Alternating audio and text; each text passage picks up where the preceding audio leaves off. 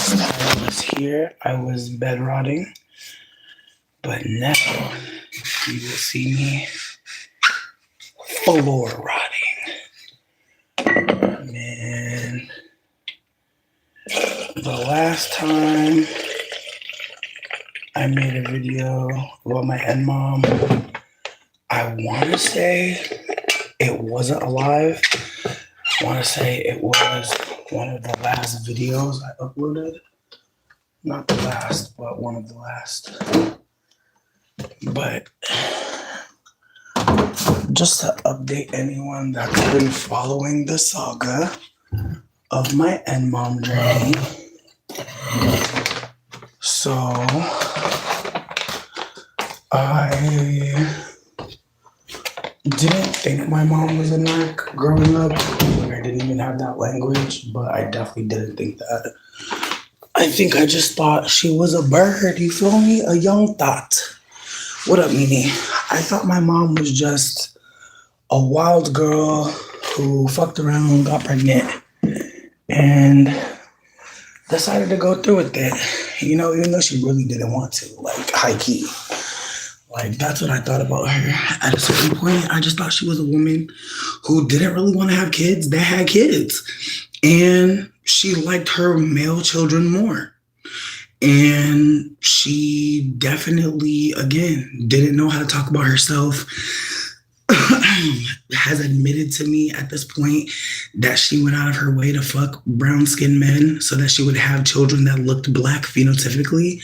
And so I hate to say this, but I feel like my mom wanted children to fulfill a role for her in life.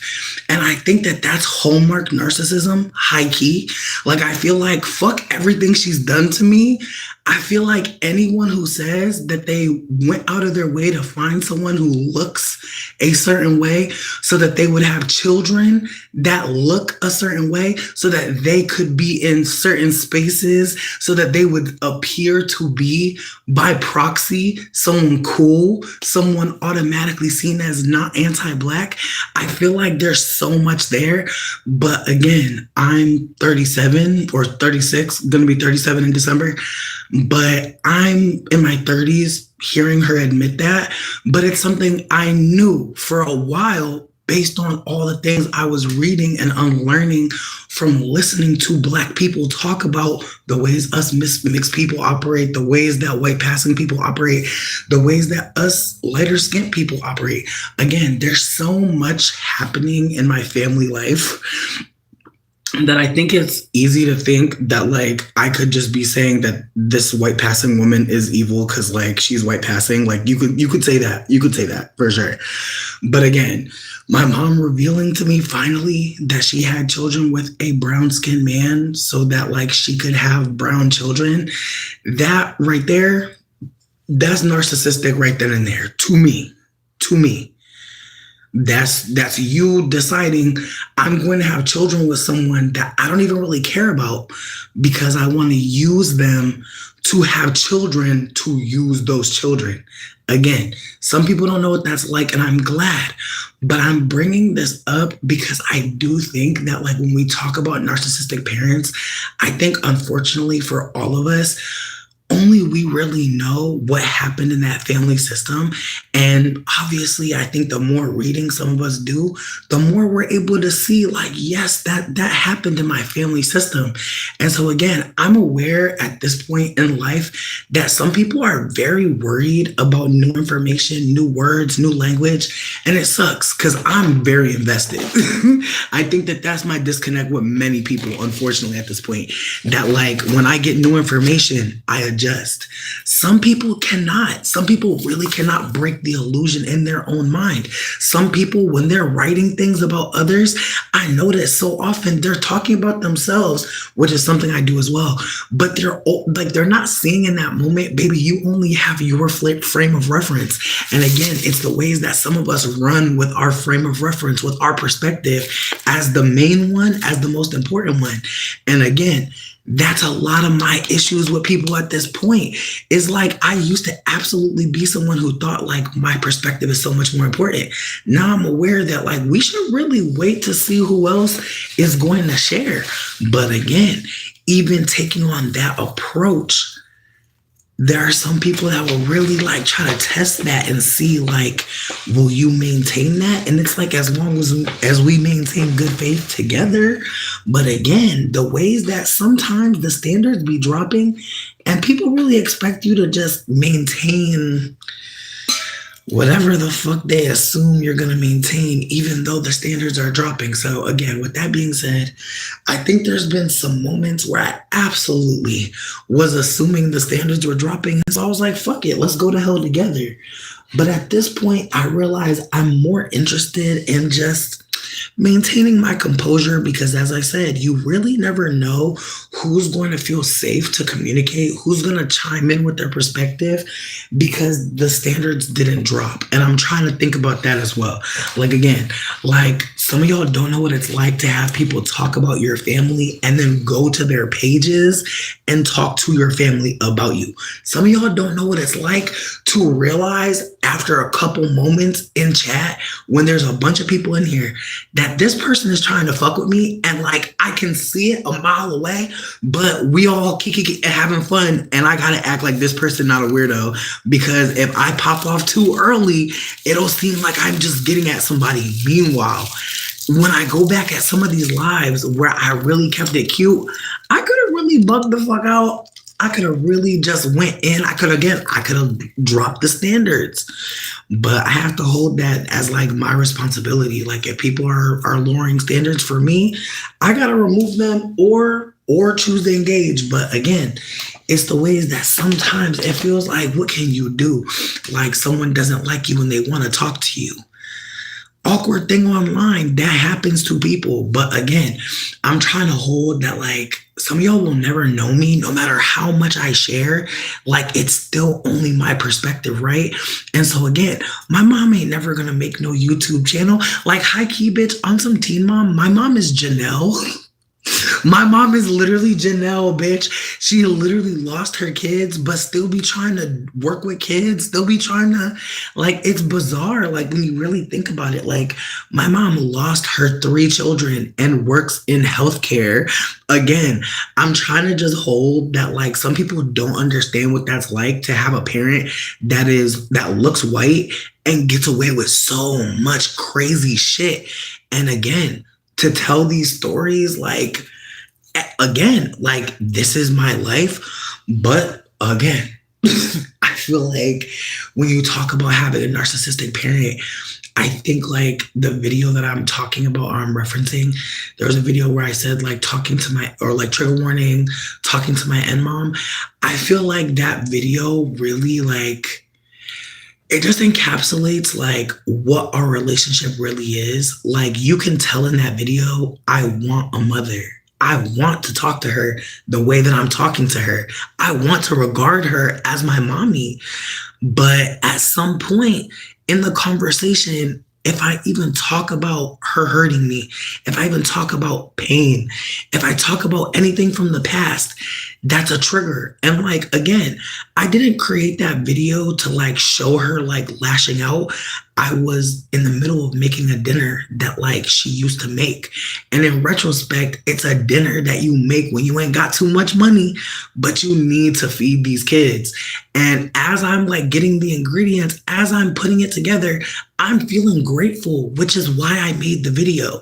But I fucked around and typed in nmom on Lipstick Alley and saw somebody talking about my mom, and I was screaming, why the fuck it said, oh, like this video is deleted because it'll show her mom as it'll delete the idea that her mom is a op. And it's awkward because it's like, bro, like imagine getting taken from your mom at 13 and people saying that your mom sounds like a nice lady. Like it's just a reminder that like it doesn't matter like if someone's abused you, like other people are going to go into that with their own biases. So again, someone not liking me means that like they're going to hear me talk about my narc mom and be like, she sounds like a nice lady. It's just like, whoa. Again, the ways that like people will speculate and talk about your life in this way that is so bizarre. And again, I don't really go on my thread. There's no need to. I don't care anymore. Like I used to care. I did used to care. At this point, I'm just like, Bitch, imagine being worried about people that you'll never know, that you'll never talk to, that don't care about you.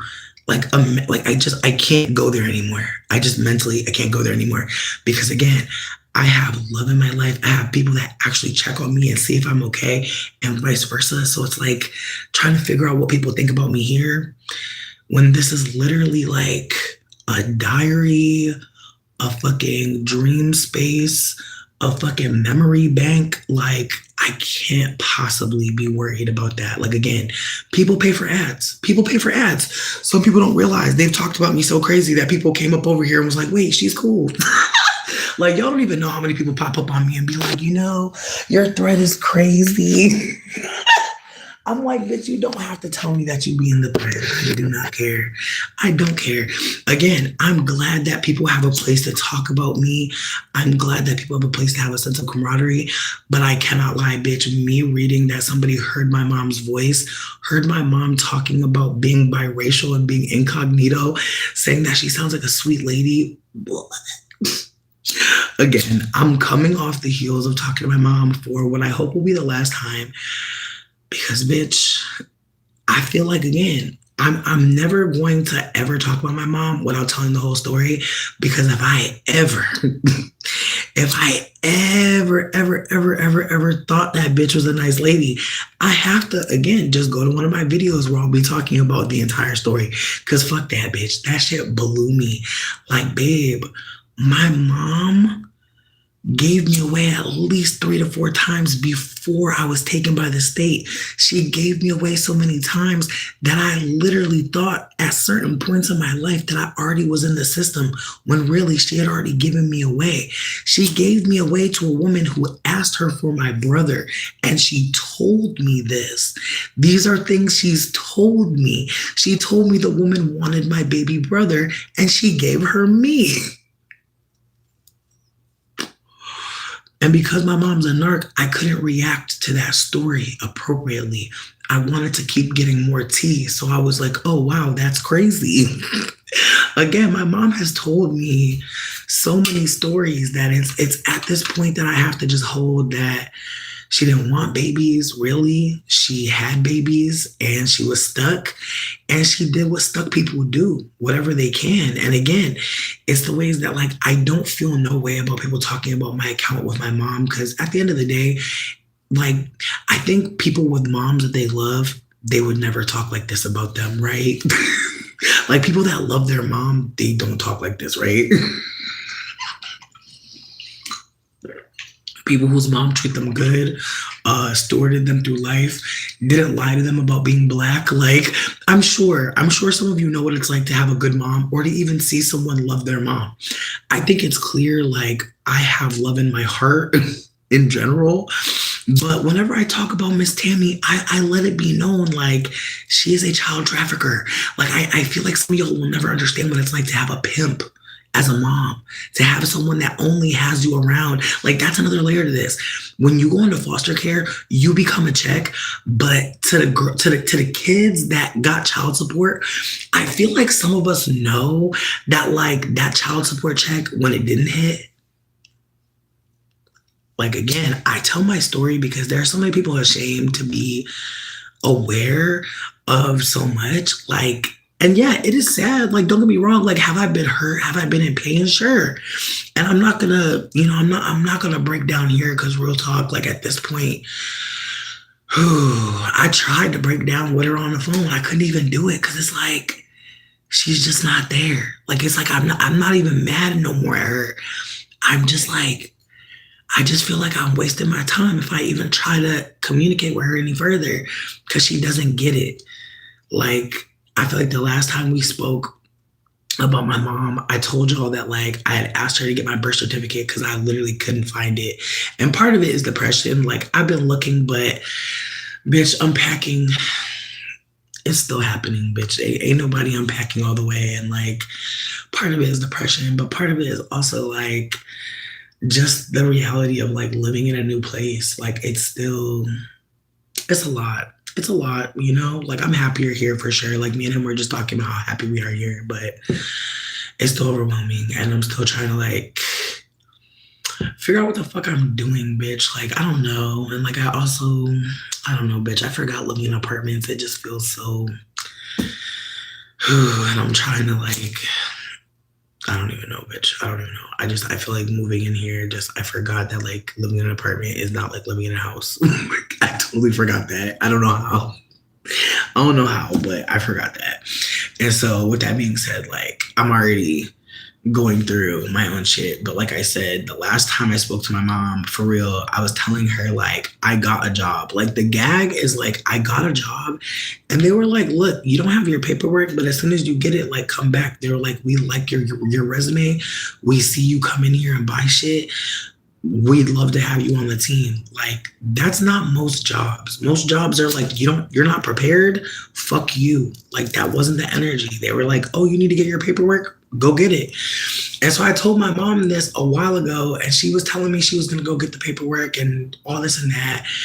But it's clear to me now that she's not going. And I told her, I was like, can you just hold that, like, for like 2 months? I've been trying to get you to, again, I've said this before. My mom does not like me. I don't like her. But every now and then she feel bad because, hello, I'm her child. She brought me to term and made me live in this life. She owes me. I know some of y'all don't appreciate that or don't care about that. I don't give a fuck. I don't exist to like make anyone happy. I also don't exist to make you comfortable with my relationship with my mama.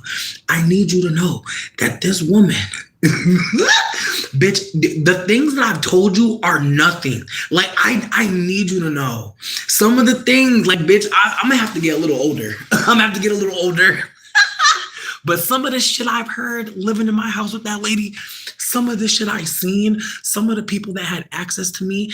Again, one summer, she just moved in her boyfriend's 3 sons. No conversation. She already has 3 kids, you guys. You think a 3-bedroom apartment can hold 6 kids and 2 adults? 1 bathroom. 1 bathroom. Again, it's mad people that are not going to understand what I went through. That's fine. I don't care. I know that like telling my story is not going to make people comfortable because some of y'all know what this is like to live with a woman and you're stuck with her. Like, I feel like that's another thing too. It's like there's a difference between being a single parent and being the only parent. And again, that's what I was dealing with as well. My mom was the only one parenting and she was not parenting. She was just there. And again, I think about the ways that like my mom like don't love me, but she be feeling bad. And I have to hold that like that shame, that trauma bond. Like that's something I really do want to break. And I need to break it with her. I really do. Because I've been in that situation so many times where I didn't care about this person. I didn't love this person, but I felt bad.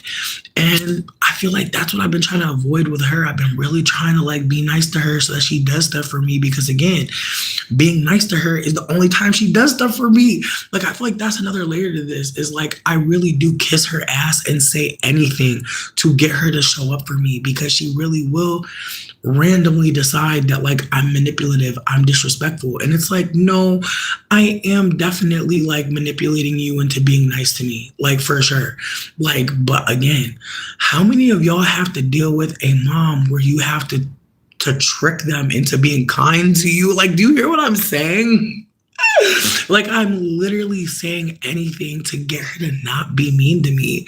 And I just think about the ways that like some of y'all will never know what that's like for your mom to not like you. And like, again, whenever she tries to explain why she doesn't like me, like, or whenever she tries to like tell me about myself, whenever she gets real mad and starts just saying anything, all I can hear is that like she struggled and so I should be able to figure it out. And it's awkward because I remember the last thing I said to her was like, so you brought me into this earth and you didn't want to make my life easier or better. And I just feel like her getting madder at that moment just let me know like she do not love me. She just feel bad. And I don't want that energy around me. at all. Like I hate that vibe when like someone don't care but they feel bad. It's like, ew. Like, don't do it because you feel obligated. Like, do it because you want to celebrate that, like, you have it to offer to show up. But again, I feel like with my mom, it's so hard to live in that because she just doesn't want to be cool. She just doesn't. Like, I literally asked her, I was like, why are you so much nicer to my brothers? She's like, oh, your brothers don't disrespect me. And I'm like, meanwhile, she feel disrespected because I call her Tammy, but it's like that's not my mom. Like that's not my mother. And I just again, I think about how like my mom liked me when she could dress me up. She liked me when she could put a perm in my head. Like my mom liked me when I was controllable, and I know that because again, we've had conversations where I let her trail off. I was kind enough in the moment and didn't wasn't direct, didn't stand up for myself. Because I feel like that's another thing too. When I say I'm manipulating my mom, I'm just not pushing back on things that are fucking wrong, anti-black, weird as fuck. Like whenever I just be letting her go in conversation without stopping her to let her know about something or rather intervening. If I don't intervene on my mom, she'll say so much stuff. And again, it's the ways that she let me know that like she likes babies. She don't like kids. Like the way she talk about the babies in the family right now, like she really only liked them because they can't really say nothing to her about her behavior. And I think about how conflict avoidant my mom is. Like I could never tell my mom like I don't like this or this hurts me. Like she takes it as a personal attack. She does not want to repair rupture. She hears that there's a problem and she immediately goes into defense mode. And again, I've absolutely been the same way. Like, this is not me trying to make it seem like, oh, she's evil because of that. Not at all. But again, at this point, it's clear, like, she doesn't want to repair the rupture. She is conflict averse. She doesn't have the skills. And she thinks that if she talks in a soft tone, like, I hate to say this, but I feel like my mom is performing empathy at times. And then, like, she'll just fly off the handle like she did today. Like, we literally got into a back and forth over the same thing. And I keep trying to explain to her, like, if I could go and get my paperwork, like, fuck that. If you got a white passing mama, why the fuck wouldn't you send her ass to go to the fucking state building for you? Like, I just feel like at the end of the fucking day, a lot of y'all don't know what it's like to have a mom that look white and be acting like she's the blackest person.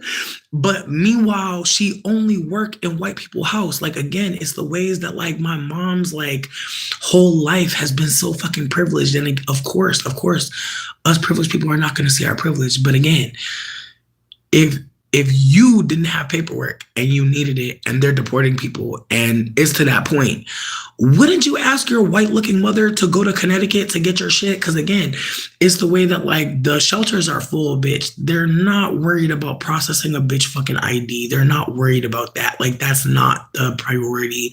And it sucks. But again, I'm not putting myself at risk to get turned in by the state or to get snatched up. It's not worth it to me. But I also think about the ways that like, I just think about how candid I've been on here, and I feel like it gives a false sense of like, oh, I don't care. Oh, it is what it is. And it's more that like, if you've heard any of my stories, I think it's clear that like some of us, like the law isn't interested in us unless ...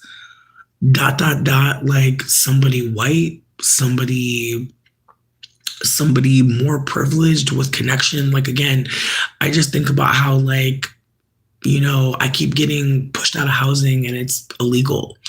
But am I fighting back legally? No. Because it's not worth it to me. It's just not worth it. Because again, I sue somebody, I get invested, and then it's just not worth it to me. I just feel like it's so not worth it. Like I feel like I know I have several cases on me. I know I could have gotten money, sure, but at what fucking cost? Like, again, it's the ways that like, I know that some of these stories do not make sense. I know. I know. And I think about that too. I think about the reality that like, yeah, you could get a job and not have an ID. You could. Now you can't. And I know that intimately. Like I was working at a university hospital. Like I was working in the hospital of a major university. I did not need paperwork. The white people did not care. Now the state cares. And I think about that layer to this is like so many people work under the table and it don't matter. But right now, they're counting every dollar, bitch, every penny. And so again, like I've never been in a situation where I couldn't find a job. And I'm not saying that as a flex. I'm saying that like I've usually been able to count on a little part-time gig to cover the rest of the shits. The fact that like they're saying you need documentation, you need your papers, boss. And I'm begging a white bitch in Connecticut, in Virginia, to go and get my paperwork. I'm literally telling her, I'm like, bitch, you know how fucking historically strange this whole shit is? I'm begging you to go get some paperwork to prove that I came out your coochie. Like, the fuck? And like, again, it's the ways that like she don't even have a copy clearly, which is fine. I don't give a fuck about that. Again, I know she's not my mom. I'm okay. Like I think about how like mommy, like it's not the same as mother. And I just think about the ways that like I'm not mad at my mom anymore. I'm just like, bitch, like just make it easier moving forward. Like that's all I want. Like I don't want a relationship, but like if I ask you for something and you say yes, why make it a hassle? Why make it a struggle? That's my only point at this point. I'm not surprised. You know, I'm not sitting here like, oh no, my mom, like, I'm not sitting there like that anymore because again, I know that to be in her life, I have to lie. I have to pretend like, you know, everything's all good. And even when she apologized in that video, like, it was right before she hung up on me. Like, again, it's the ways that today she was telling me that I'm manipulative. And it's like, sure. Like, I am. Absolutely. I've definitely manipulated you several times. And I think about the ways that, like, I've had to trick my mom into thinking everything was cool. Meanwhile, I'm calling the police on her. I just think about how like some people think that like bitches are improv and comedians, and it's like, no, we've been abused and we had to come up with some answers real quick. We had to come up with a distraction real quick. Again, it's the ways that like just going through like what I've experienced and just noticing my behavior. Just the ways that like I've been taught by my life experience, like people will tolerate you as long as you're providing something. But again, the ways that like some of y'all do not know what the fuck that's like. Some of y'all don't know what it's like to go into the room feeling expected to be performing, to be expected to do something for somebody. And again, the ways that like I thought that was normal. I thought that was just what life was. And I'm just sitting with the reality that like I owe my mom nothing. Like I didn't bring her here. She brought me here.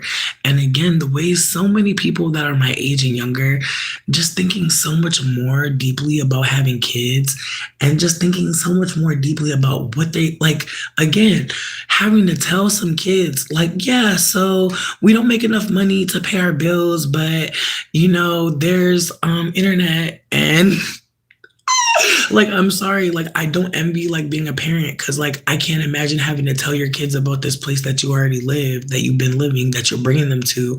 But again, the ways that, like, my mom really thinks, like, I should just move on from my childhood when it's like, sweetie, the fact that I'm calling you to get my birth certificate should show you that I wasn't able to. Like, my family isn't really around. If anything goes left for me, I got to do a GoFundMe, a crowdfund. Again, it's the ways that, like, some of y'all could call y'all auntie. Some of y'all could call y'all granny. Some of y'all could go stay at granny's house.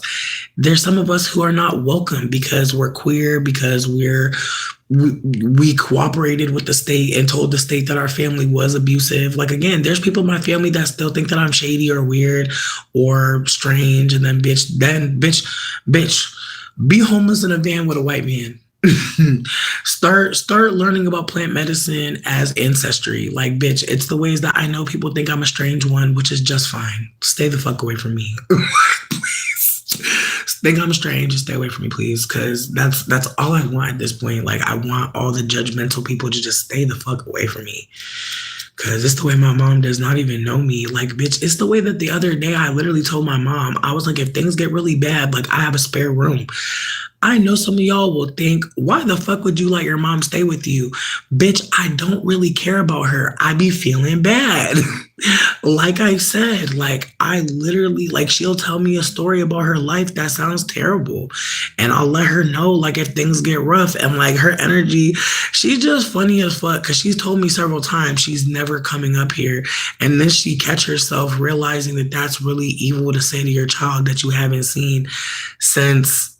And again, I've told enough stories, but the last time I physically saw my mom, she threatened to cough on me and my friends while she had COVID. Why? I said I wasn't going to hug her. I said I didn't want to hug her. I also was confused why the car wasn't cleaned out that she was giving to my friend. Yeah. Yeah, my mom threatened to cough on me and my friends while she had COVID. Again, she could sound like a nice lady to whoever the fuck she needs to sound like a nice lady to. Listen, my mom works with old, elderly white people. The thing that be having me dead is somebody contacted Dane Mama to try to fuck with our relationship, but don't nobody care about the fact that my mom has had 3 children removed from her home, but she worked primarily with the elderly on their way dying, like on their way out. I'm sorry. It's the way that even like now, my mom white privilege protects her. Cause again, and the mama don't even got the same last name, very little to connect them. But motherfuckers really went out their way to bother Dane mama. Real talk. My mama, that bitch living comfortably in white people house doing all types of shit. Bitch, again, how the fuck do you work as hospice care in home when you lost 3 kids? That shit do not make sense. But anyways, again, my mom is a very strange character. She's not okay. She needs help, but she is the help. Meanwhile, she won't help me get my fucking birth certificate. She over here talking about oh, my client just died. I'm like, bitch, a person that paid you money to help them transition out of Earthside has left. And that's why I can't get a birth certificate? Girl, I just want her to just be honest. She don't like me and she don't care too much what happens. And again, it's the ways that like, she really, like, again, in the end of everything, I just feel like she really took a lot of delight in like yelling at me as like the final send off. And in her yelling, like all she was really saying was like, oh, she's like, she's like, get some other bitch to help you. I was like, you are the bitch. I was like, you're the bitch that birthed me. Like my mom want to be on Bad Girls Club so bad, and it's awkward because it's like, lady, this is not Basketball Wives. Like this isn't a reality TV show. This isn't Zeus or Tubi. Like I'm your actual like the fetus that has grown up. Like you didn't swallow me. I'm so sorry. You didn't get an abortion. Like, bitch. And here's my thing. You would think I was asking her for money. I'm not saying going to Connecticut from Virginia is not a lot, but my mom visits my brother and his children in Connecticut a lot. My brother lives in Connecticut and he refuses to go get it because he's mad at me. You want to know why my brother's mad at me? I told him the last time we spoke that I'm worried about him having her around his kids. And again, my thing is this, even if you didn't appreciate it, bitch, that's why we're not talking no more. Because I was honest with you about how I don't trust her around your babies. Like, there's moments like that just be having me so shook for my family. Cause like they just every time let somebody say something that don't feel good to hear, but is coming from lived experience. Like he doesn't, like, again, it's the way that I told my mom, like when I think about my life, like I really like it just doesn't like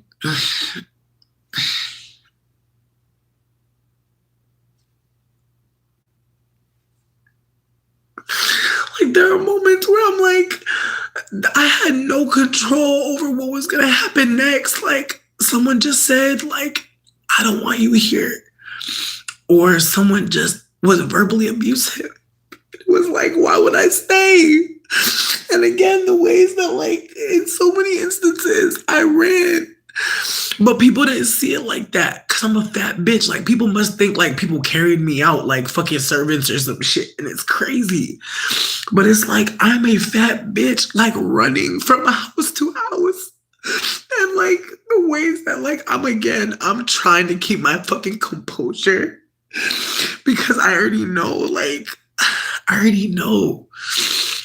once you, like, mentally, like, are unwell to a certain degree, like, people really operate like you're unworthy of help and support. And I hate that aspect of, like, crowdfunding or mutual aid support or just even existing while in pain. Like, it's just like the ways you gotta keep your shit together. And again, I'm over here trying to shoot videos like while I'm fucking houseless, and like people obviously are thinking I'm okay, and it's awkward because it's like, no, I'm not okay. But if I don't talk about what's happening, then like what? I'm just going through this with no record. Like, that doesn't make sense to me. But again, it's the ways that, like, I know some people aren't comfortable with like me talking about my mom like this because again, you love your mom. That's great. I'm just grateful that I don't feel like I have to pretend to love my mom no more. Because some of us pretending to love our mom, it's killing us.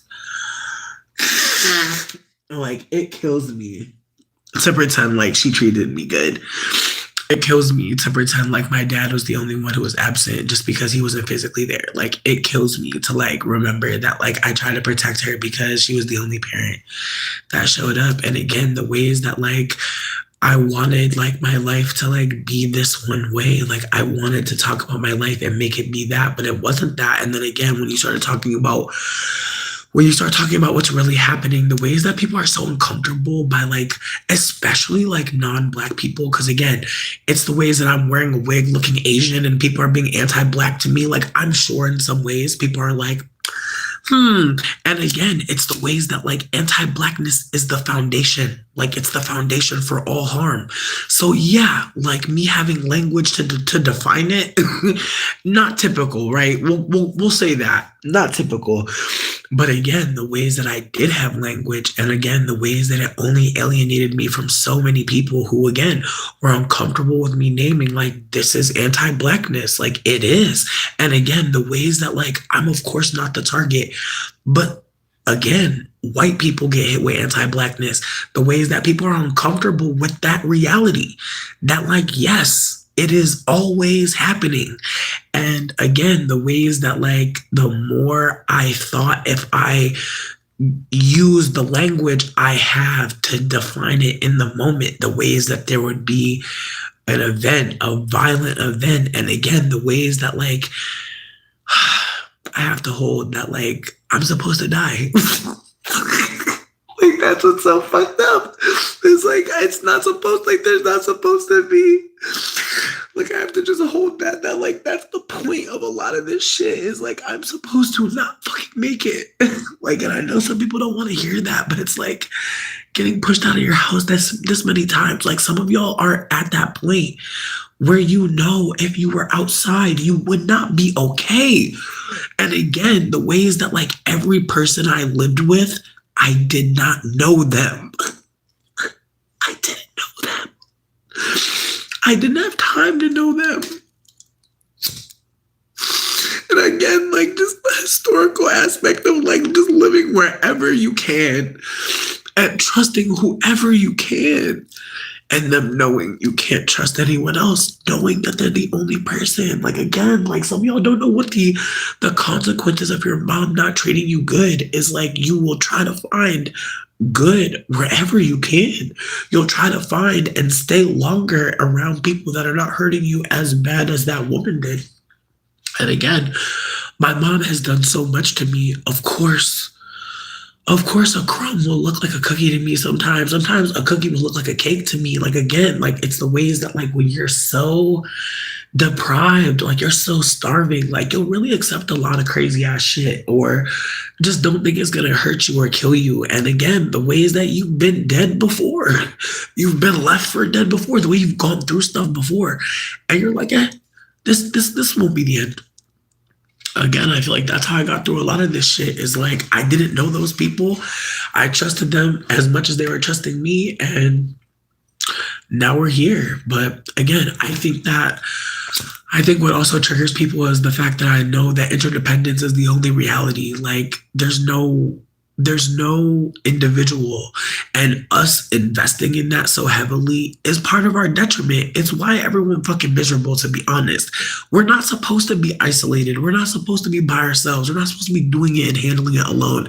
But if someone tells you that, if our society shows you that several times over and over again, tells you how you're supposed to perform and behave, shit, if people shame you enough and make you feel like you're a failure because you don't have this or that thing, you'll tell other people the same shit. You will. Why wouldn't you? Like, why wouldn't you reinforce the same shit that's happening to you?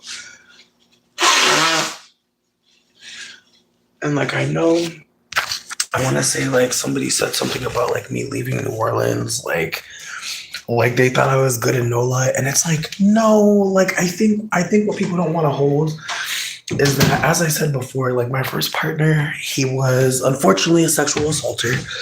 It sucks, but it's true. And who wants to talk about that? Not me, bitch. And so I feel like when I went to New Orleans, I went there and almost like low key, bitch, not to be funny, but the first place I lived in New Orleans, I'm not even trying to be funny, but I think I was low key in a cult by accident. And again, they said it was an anti capitalist housing for POC, for BIPOC.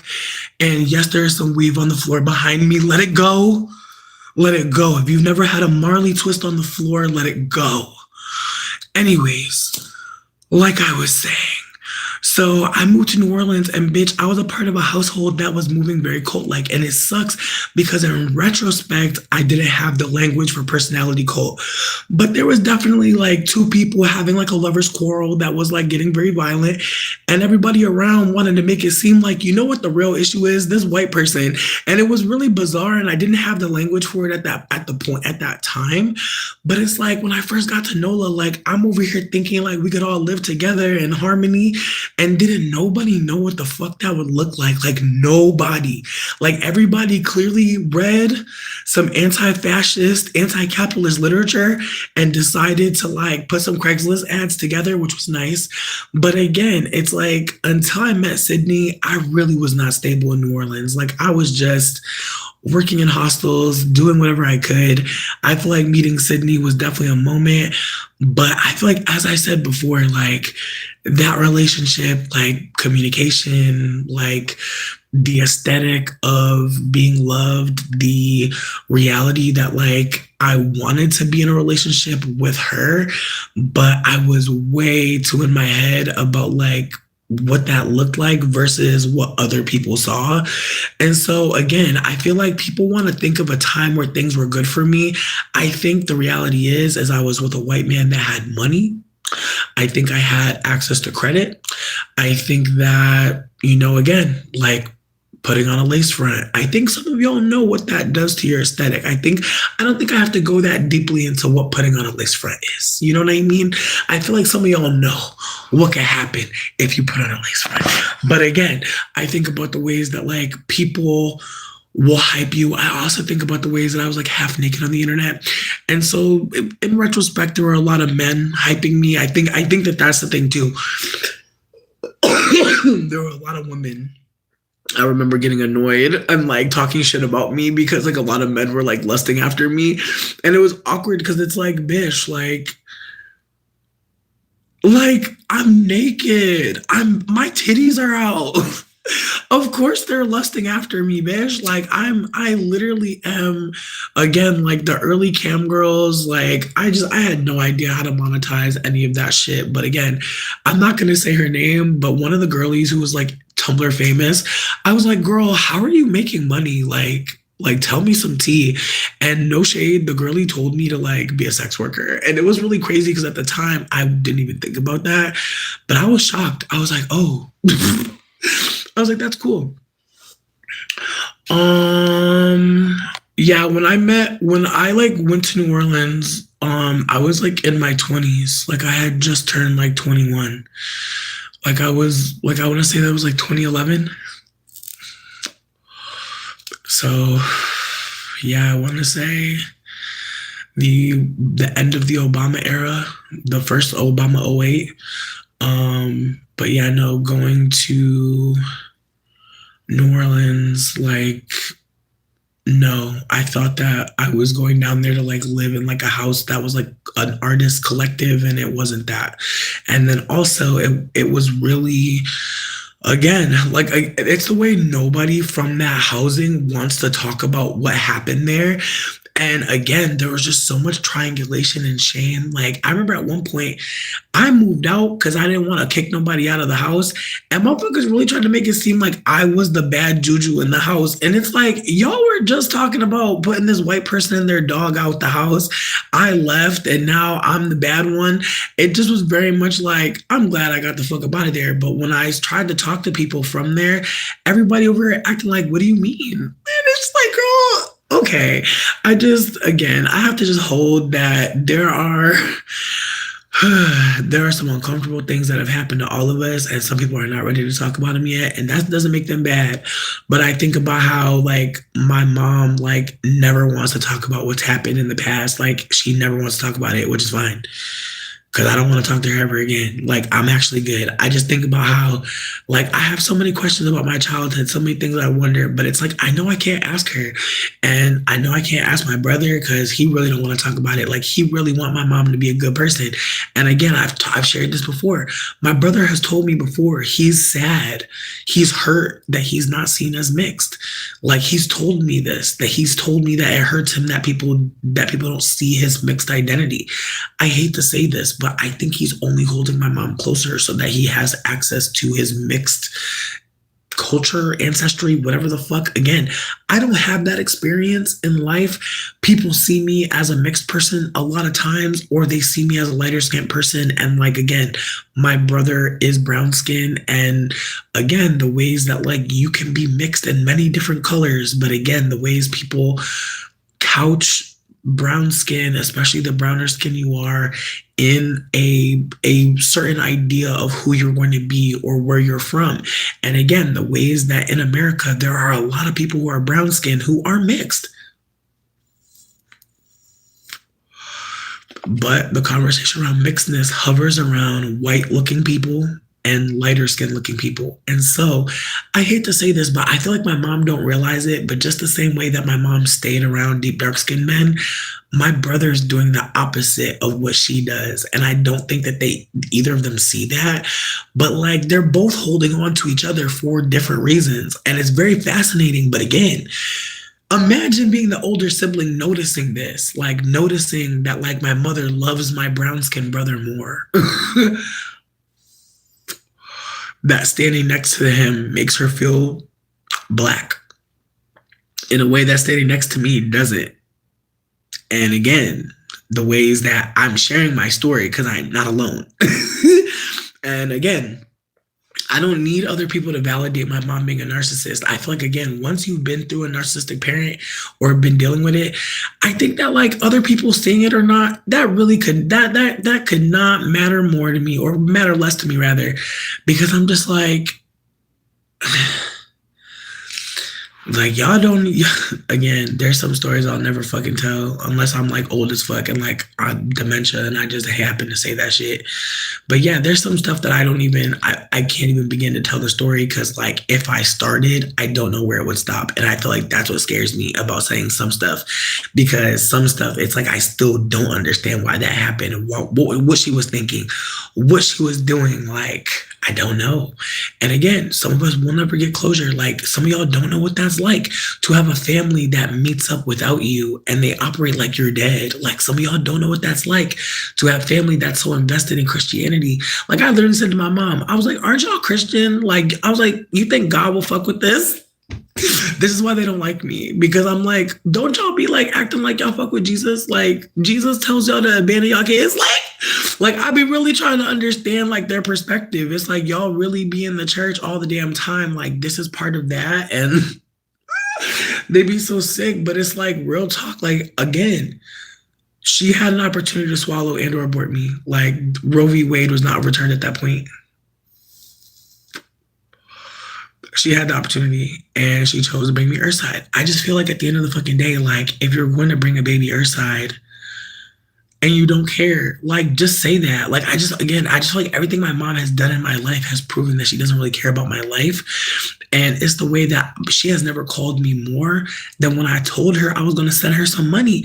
And again, I wasn't able to send her the money and I didn't want to really tell her, but then I finally did text her back and she was trying to act like she was cool or whatever. But I feel like that energy, like again, she said she was going to send me some money. I remember I told y'all that. I said my mom was going to put $50 in a fucking, in a birthday card or a Christmas card or whatever because she felt bad because she was trying to give me a gift card or whatever the fuck and she couldn't do it. And I told her before she sent the $50, I was like, don't send the gift card if you really need it. And she's like, no. Keep in mind, she done already gave me the login details for the gift card. So to be honest, she already gave me the gift card. I just couldn't spend the money. So that's why she was putting it in a card. Then she tells me she also has a 50 she been holding on for a while. So I'm thinking I'm about to get $100 about from this woman in the card. She decides not to send the card. And I'm not mad because, like I said, I told her if you really need it, just keep it for yourself. But that's the kind of relationship I have with my mom. She offers me stuff and whatever the fuck, can't get access to it, and then she does something different, and then the original thing don't exist no more. And it only don't exist because I told her, hey, you should keep it if you need it. If I really hated her down to like the end of the earth, I would be like, send me that card and the money. It was never that. But again, the way that I only got that 50, and was I mad? A little. Like, I was a little mad because I was like, damn, you done gave me the login details. You done gave me the passcode on the back. Like, if I really was that girl, I could have probably entered that shit in somewhere and got something. But I didn't want to fuck her up because I don't hate the lady, but I don't fuck with her. And I feel like it's two different energies. Like, I feel like when you hate somebody, like, you really try to plot on them and do harm to them. I've never sat here and was like, oh, I want to cause harm to my mom. I feel like I'll tell her the truth. And that shit seems like it's the same fucking thing, honestly. But again, I don't wish death on her. I don't wish no bad blood on her. I don't want nothing to happen to her, really. Because again, it's the ways that, like, after she lost her kids, it's the way my mom didn't even really, like, I think she went to jail for a little bit. But low key, bitch, if I'm being real with you, this is gonna sound how it sounds, but we mostly said it was her boyfriend. And I'm gonna be real with you. My mom did put hands on us a lot, but the way she had this man beating us, bitch, I'm not gonna do too much, but it was really giving slave master. Like, bitch, he was holding the fucking belt like a whip. It wasn't folded over, and even folded over is crazy. But the way he was beating us, it was crazy as fuck. And again, the ways that we were telling the story, again, even talking to the social workers, I never really talked about my mom too bad. Like, I tried to keep it on the man, and in retrospect, I hate that for him because she's the reason why he was even in the house. Like, I think it's wild that that man went to jail. Bitch, her boyfriend went to jail for abusing us and they got back together. Bitch, I could tell you 1,000 stories.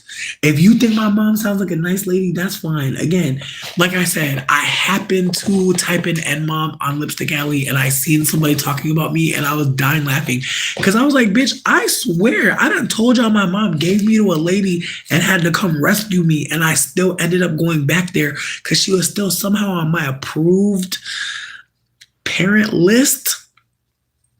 I don't know how that's possible. Again, it's the ways that, like, my life don't make sense because, bitch, I wasn't supposed to make it out. I really wasn't.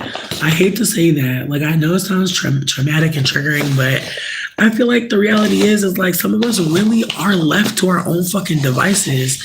And whether or not we survive, whether or not we make it, I hate to even think like that because, bitch, the fact that I'm not ashamed of what they did to me, like, friend, like, I don't give a fuck how y'all perceive me at this point. I just think about the ways that I could really be out here doing all different types of shit, trying to motherfucking validate my pain. And, like, outside of my addiction to tobacco, I feel like I'm really proud of myself, bitch. Cause again, it's like I'm really healing my motherfucking imposter wound. I'm not looking for mothering in random people that I don't fucking know. Like, before I even came here, I was really talking to myself. I was like, friend, are you just trying to talk about this lady? And it's like, no, I'm really not. I'm just trying to hold that, like, nobody really knows your nmom like you. Like, nobody knows all the weird, fucked up little things, big things, in the middle things. And you could tell the story, it don't even matter. Someone's gonna think she sound cool. And it's just like, that's the thing that hurts too. It's like my mom, again, I don't think she's just one thing. Like I even told her that the last time we had a real combo. I was like, you're not just my mom. I know that. I know that. But I think about that too. It's like it's true. She's not just my mom. But I think that's what also makes it hurt too, is that like I see her as so much. I see her as a woman who clearly didn't want to have kids, but she had them. She tried in ways her best. You know, like again, I call my mom and I celebrate her when I can. Like there's times where I think of stuff, good memories. Like, bitch, I really am not a hater, but I just think about how I'm just, like I said, I just wanted to get my fucking birth certificate so I could get a job. And stop telling people that I'm undocumented, because that shit it feels crazy to keep saying it, but it's true. Like, I don't have documents right now and I've been asking for support, but it is what it is. Like, I feel like I'm just past like getting 222. I'm just past it. Like, again, I'm just grateful I get to like be present with myself and like love on myself and mentor myself and care for myself and seek mentorship and seek compassion and care and companionship. Like, I'm grateful that these are things I get to do, and I'm not like stuck in my head like worried. And I just, again, I feel like that's another reason why I share my story, because sometimes you can really be second guessing yourself. Again, because my dad was so absent, I really felt shame about ever talking about my mom. But again, it's the ways that like sometimes like we're traumatized, we're hurt, we're going through stuff, and like we'll give people a pass because they are too. And it's like, you, like, I got grace for you if you're going through something as well, but you and I going through pain doesn't mean that we get to hurt each other more or we get more of a license. But again, I know some people don't hear that. They don't understand that. I'm not mad at you. I definitely used to be there. I used to definitely feel like, you know, we're both going through something. So who cares? Like, who cares how we handle that? Like, you know, like we're all, and I had to really hold that, like, that's not cool. But again, like, did it take intervention? Absolutely. Like, not, like, we're not just coming to these conclusions. We're listening to people and trying to hold space for, like, where they're coming from as well. But like I was saying, like, I feel like I know my dad's a narcissist. I know both my parents are narcissists. My dad's just a grandiose narc. Like, he's the kind of narcissist that, like, ignores his children, but then adds them on Facebook and asks them to, like, promote his business. Like, my father has absolutely asked me to help promote his business, Mark Anthony Swap Shop. Feel free to go and look at that. It's funny to me. My dad is a strange person. Like, he literally already had a child before he had me and my brother. And then he decided to make 2 more kids after making me and my brother here. And it's the way that, like, he named his 3rd son his junior. It's the way that he also named his other daughter a Russian name, like my mom, which I thought was strange. But in ways, there's a conspiracy theorist in me that feels like my dad named his children the way he did for the people that remember he had a child with a Russian sounding name. That is really my conspiracy. That, like, my mom's conspiracy is that it's his name with extra letters. I don't disagree with her either. I think it's both. I think that he wanted to choose Russian to stay on theme. And I think that if anyone asked him about his daughter, he can be like, yes, this one, you know? Again, I barely know my father. Like, I don't want to even act like I know him for real, but like he's abusive in his own way, you know? Like he likes to withhold love and then beat you. Like he's one of those. My mom will give you a love and then beat you. Like I feel like that's how they're opposite. My mom overwhelms you with love randomly. She's very cold and then she's overwhelmingly loving and then she beats you or has someone else beat you.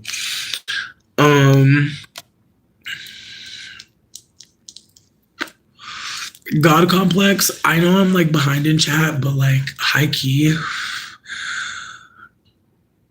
I think like wanting to live with people on some anti-capitalist shit sounds amazing. Like I love the idea.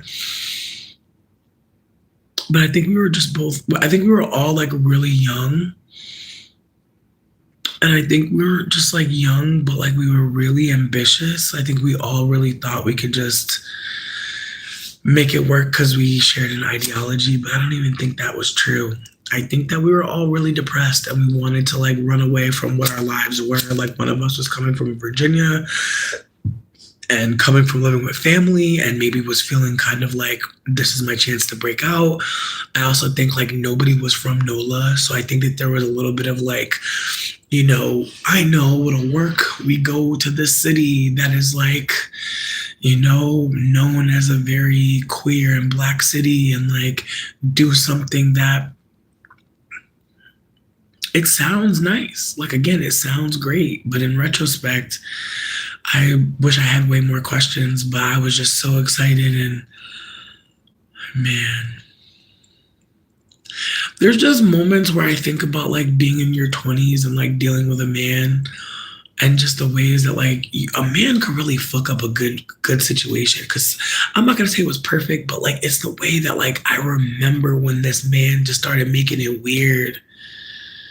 And then again, the ways that this man was making it weird, but everybody else started to catch shit. That hasn't happened to me very often. I haven't had a situation where people just moved a man in, but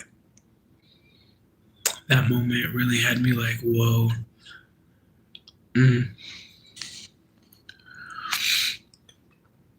Oh, you were 18 or 19 when you first started watching me? I appreciate you.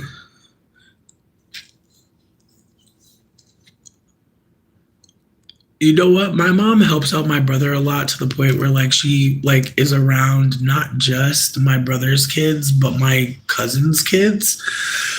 And it's the way that like all of the grandbabies are white passing and they all have grandparents and people that love them. And it's just, again, like I'm not trying to do too much because like my family is all mixed people. Like I feel like I'm really trying to think. Like I feel like the last Black ancestor passed like maybe 5 years ago. R.I.P. Grandma Betty. With that being said, it's the way like only the white passings have a family. Like it's the way that whenever I see my family's like photos, I'm like, oh. It's the way that like, again, just at this point and listening to Black folks talk, listening to just so many people emote about family systems, narc family systems, like it's just clear like my family is very invested in like colonialism, and it's clear they think like whiter is right, like lightening the line, like that'll be it. And again, like I've met men who were Black who said to me like more mixed people is good for Black people, and like I hate to bring that up, but it's like it's the way that I can't unsee that shit at this point. Like how many people really think like that's what'll change the future, more mixed people. And it's frustrating because there's always been mixed people. There's always been deep dark skinned people. There's always been pale people. Every color has always existed on Earth, but the ways that people have couched deep dark skin in labor, in lack, in scarcity, like these are things that are created by us and upheld by us. These are not inherent things. And again, the ways that someone being white or paler skinned, that doesn't tell us about the behavior of that person automatically. And yet, we're barely scratching the surface when it comes to that reality for Black people. Like, there are still people struggling with the reality that all Black people are not the same. And I mean that as like even intracommunally. Like, there are many moments where Black folks try to correct other Black folks, and really there's no need for a correction. That Black person is just fine doing what the fuck they want to do. And yet, we're still at a place where people really think like they can know something by looking at someone, and that's impossible. But again, are we willing to sit with the ways that like we're holding a truth for some people and space for transformation for others? Again, the ways that some people don't believe transformation is even possible. And again, I'm not gonna play you.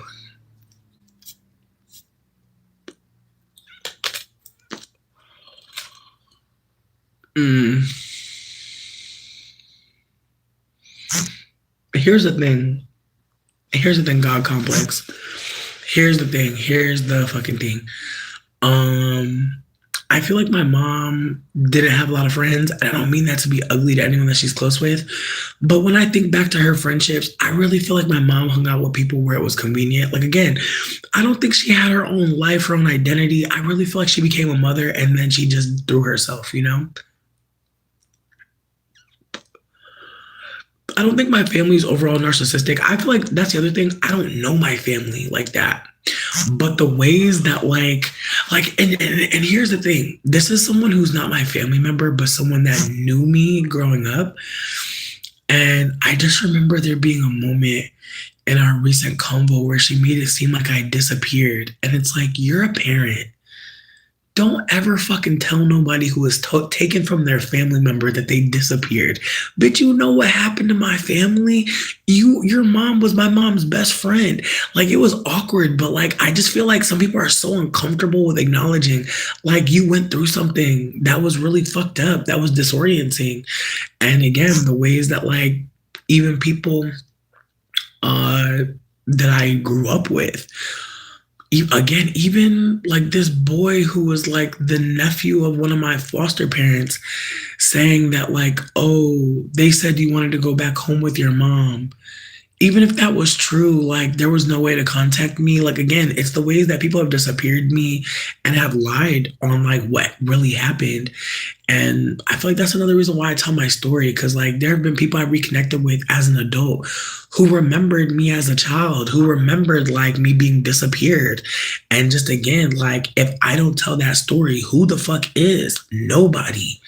Like, again, these are adults, powerful adults. Like I've said this multiple times. There is a woman who is very powerful, like very powerful, and she got access to me as a child. And as an adult, I told her, I was like, I really do want to talk about you in a book that I write. And she ran. She got fucked. And I don't want to talk about her just as like a person that harmed me. Like, I want to talk about like what was happening. But again, it's the ways that so many adults are ashamed. And that's another layer to this too, is like, my mom's ashamed of what she did. She's ashamed. And like, instead of sitting with that shame, going to therapy, like it's just easier to cuss me out. It is. Like, again, like I just have to hold that as a part of my reality, that like it's easier to cuss me out than to validate my pain, because then they would have to sit with the ways that they cause pain. Again, instead of naming that you've caused pain, that you again, something that we can all do. Again, I don't expect anyone who's treated me like shit to die just because they treated me like shit. But again, you would think that's what I wanted. These motherfuckers be really running like I'm gonna kill them or something. It's like, no, but I do want to talk about what you did because it was strange as fuck. And again, the way they run, that's part of why I think like I was just supposed to die, wasn't I? I was supposed to kill myself or disappear or go get married and pretend like this is my new life. Like again, the ways that some of us get hurt, get harmed, and motherfuckers really be operating like anyways. And it's like, whoa. And then people be wondering why people mental health all fucked up. And it's like, did you have anyone to process this with? Like my mom treats all of her kids getting taken away like my trauma. And it's awkward because I think my mom thinks because like her son has a child. She did okay. And it's awkward because I think about how I wonder like how my brother can look at his child and not time travel and think about our childhood. Think about like trying to teach again, like all these things that have happened to me. Bitch, I wish I would bring a baby up over here. Fuck that, bitch. I'm scared to get a cat. I'm scared. I'm scared to get an animal to have to try to explain to my cat, like, yeah, we live in a car now. Like,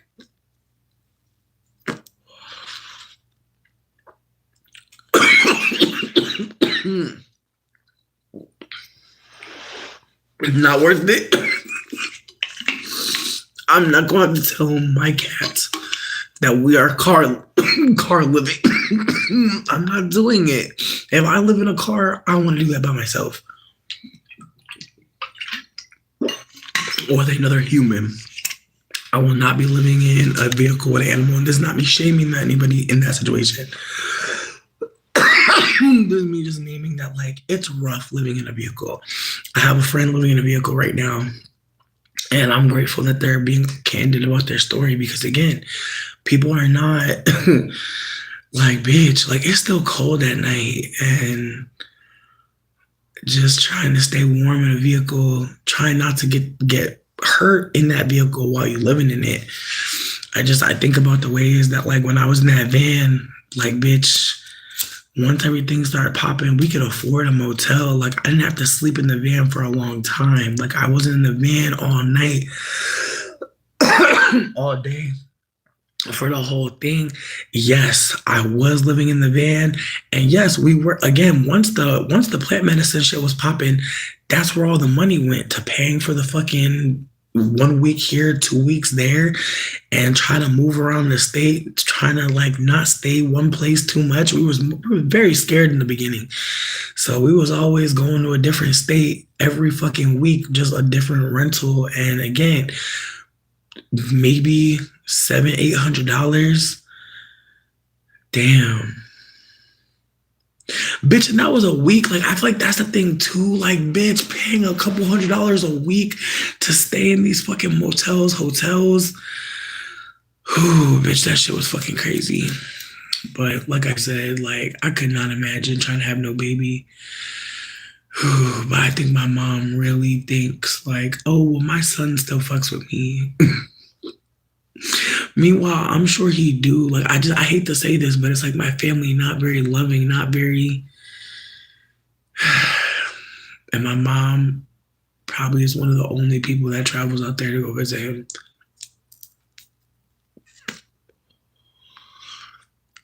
It's wild. Like I said, I should have cut her off when she threatened to cough on me and my friends when she had COVID, but I'm weak, bitch. I'm weak about that sometimes. Like I really be wanting to just trust that like maybe she be on the internet. She be watching reels and shit. Like maybe she found some information. I don't know. I'm just at a point where it's like I'm just tired of trying to talk to her and her triggering the fuck out of me. Like I feel like I keep getting tired and then I get soft and I try to and I'm just at a point where it's like I just I'm seeing in retrospect just like how many things I did because I did not have the guidance. And like, I'm telling her what I need. I feel like that's the part for me. I'm telling her what I need. I've survived all of these things that she's done, and I'm telling her what I need. And And again, it's the ways that I'm watching Harlots again. And I got to the part, like, spoilers for Harlots, if you haven't seen it, it's an amazing show. But I got to the part where, like, Charlotte is like, can I come home? Like, she's begging her mom, who is a fucking pimp, who done pimped her out and then had her out at 12 years old, done sold her daughter to all types of people. All types of people done had dalliances with this child. And now she's, she's living with a man who don't treat her good. He's creepy, he's fucked up. And like, the mom is like, why don't you just do anything he say? Like, why don't you just follow like his directions? And it's frustrating because it's the ways that like the mom really trying to fight hard for this client, this trick that is terrible. And again, the ways that like, I can't imagine she ever really asked her, like, let me come back home. Like the way that she was looking at her, like, what do you mean? And it was just so fucking sick because it's the ways that it's like, she's never a mother. Like, I think about that aspect that like, because she's a pimp, she can never be a mother. Like, there's not one moment where she's actually a mother. And it fucks me up because I think about the ways that, like, just watching the series, like, they be putting her next to babies, they be putting her next to children, but she's never a mother. Like, she's always worried about capital. She's never not worried about the money. Like, it's like to the point where it's like she can't really worry about the baby. And again, the ways that the little boy, like, she has a biracial child, and like, sweetie, it's the way that that little boy is not even in the room. And it's the ways that like her black partner is like constantly trying to let her know, like, the decisions you're making could fuck up his life. Like, he exists as well. And all she worried about is pimping out the two daughters. And really, the oldest one has already been pimped out. Like, she's low-key kind of over her. And I feel like that's another layer to this. It's like the oldest daughter had already been ran through, like, literally. And she's like, take what you can get type shit. Like, and again, being a hoe and your mom sold you and you can't even go home to rest your coochie, like, what the fuck? Again, it's the ways that like Charlotte was like, damn, I don't even got a mom. And again, just sitting with the reality that you don't have a mother. Like, you have a woman that does things to benefit herself, and who knows what's going to happen to you. And again, the ways that I feel like that's why I love the show so much, because the show is about what it looks like when your mom is valuing capital and dick over you. And again, it's the ways that like back in the back, a lot of women did a lot of stuff to survive. I'm not judging them, but what I'm trying to name is like, if you notice who gets to be a daughter in the show. And I think, again, more spoilers, but I think about Amelia, the girlie whose mom is blind and she spends all her time talking about Jesus and da-da-da-da. But at some point, she's like, I used to be a hoe. And I'm embarrassed as fuck about that. And low-key, I'm blind because, I was hoeing.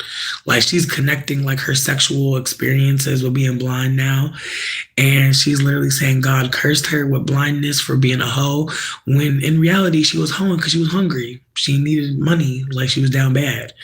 And it's the ways that now she yell all day in the streets about Jesus, and just talking down on people who is hoeing.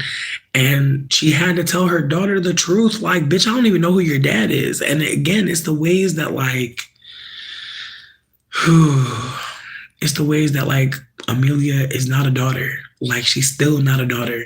Like, her mother's disabled. And I hate to say this, but her mother didn't have a choice. Like, I think about how like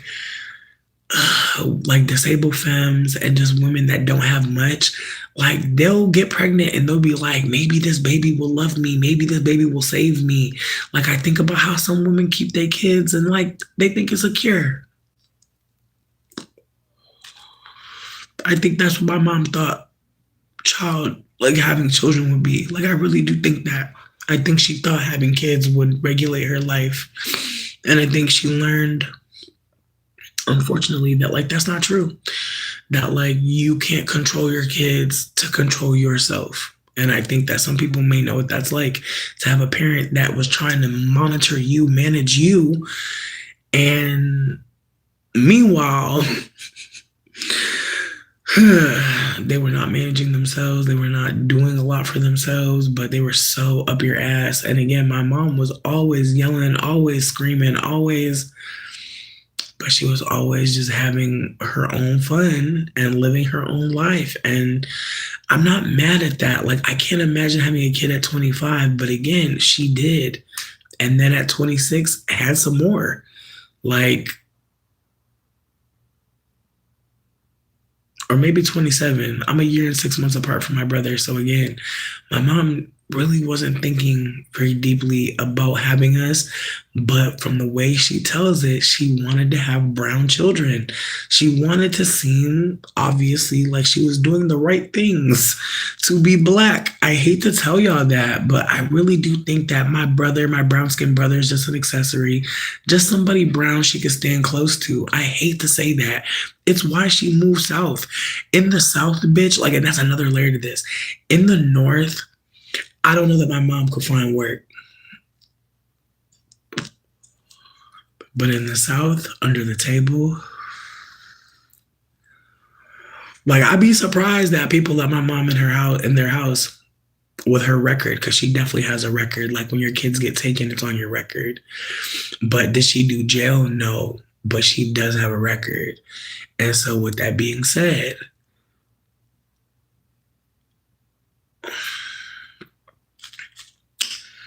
I'm just creeped the fuck out because I know the South is going through all types of shit. And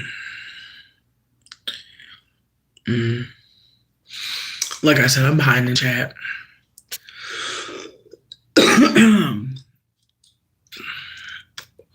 Here's the thing. It's not about, like, I feel like the issue with the birth certificate is, like, I would need to have mail sent to my current place of living.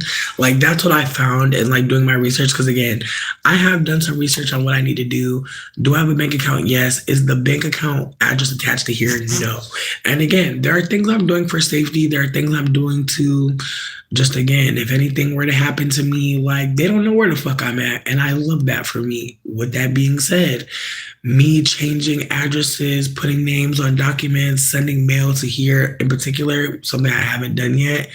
I feel like that's another layer to this. It's like I am really underground as fuck right now. I've been underground, like I said, when my passport was snatched, I had to use a police report to get on the plane. Like, that's how I left New Orleans, with a police report, no photo ID.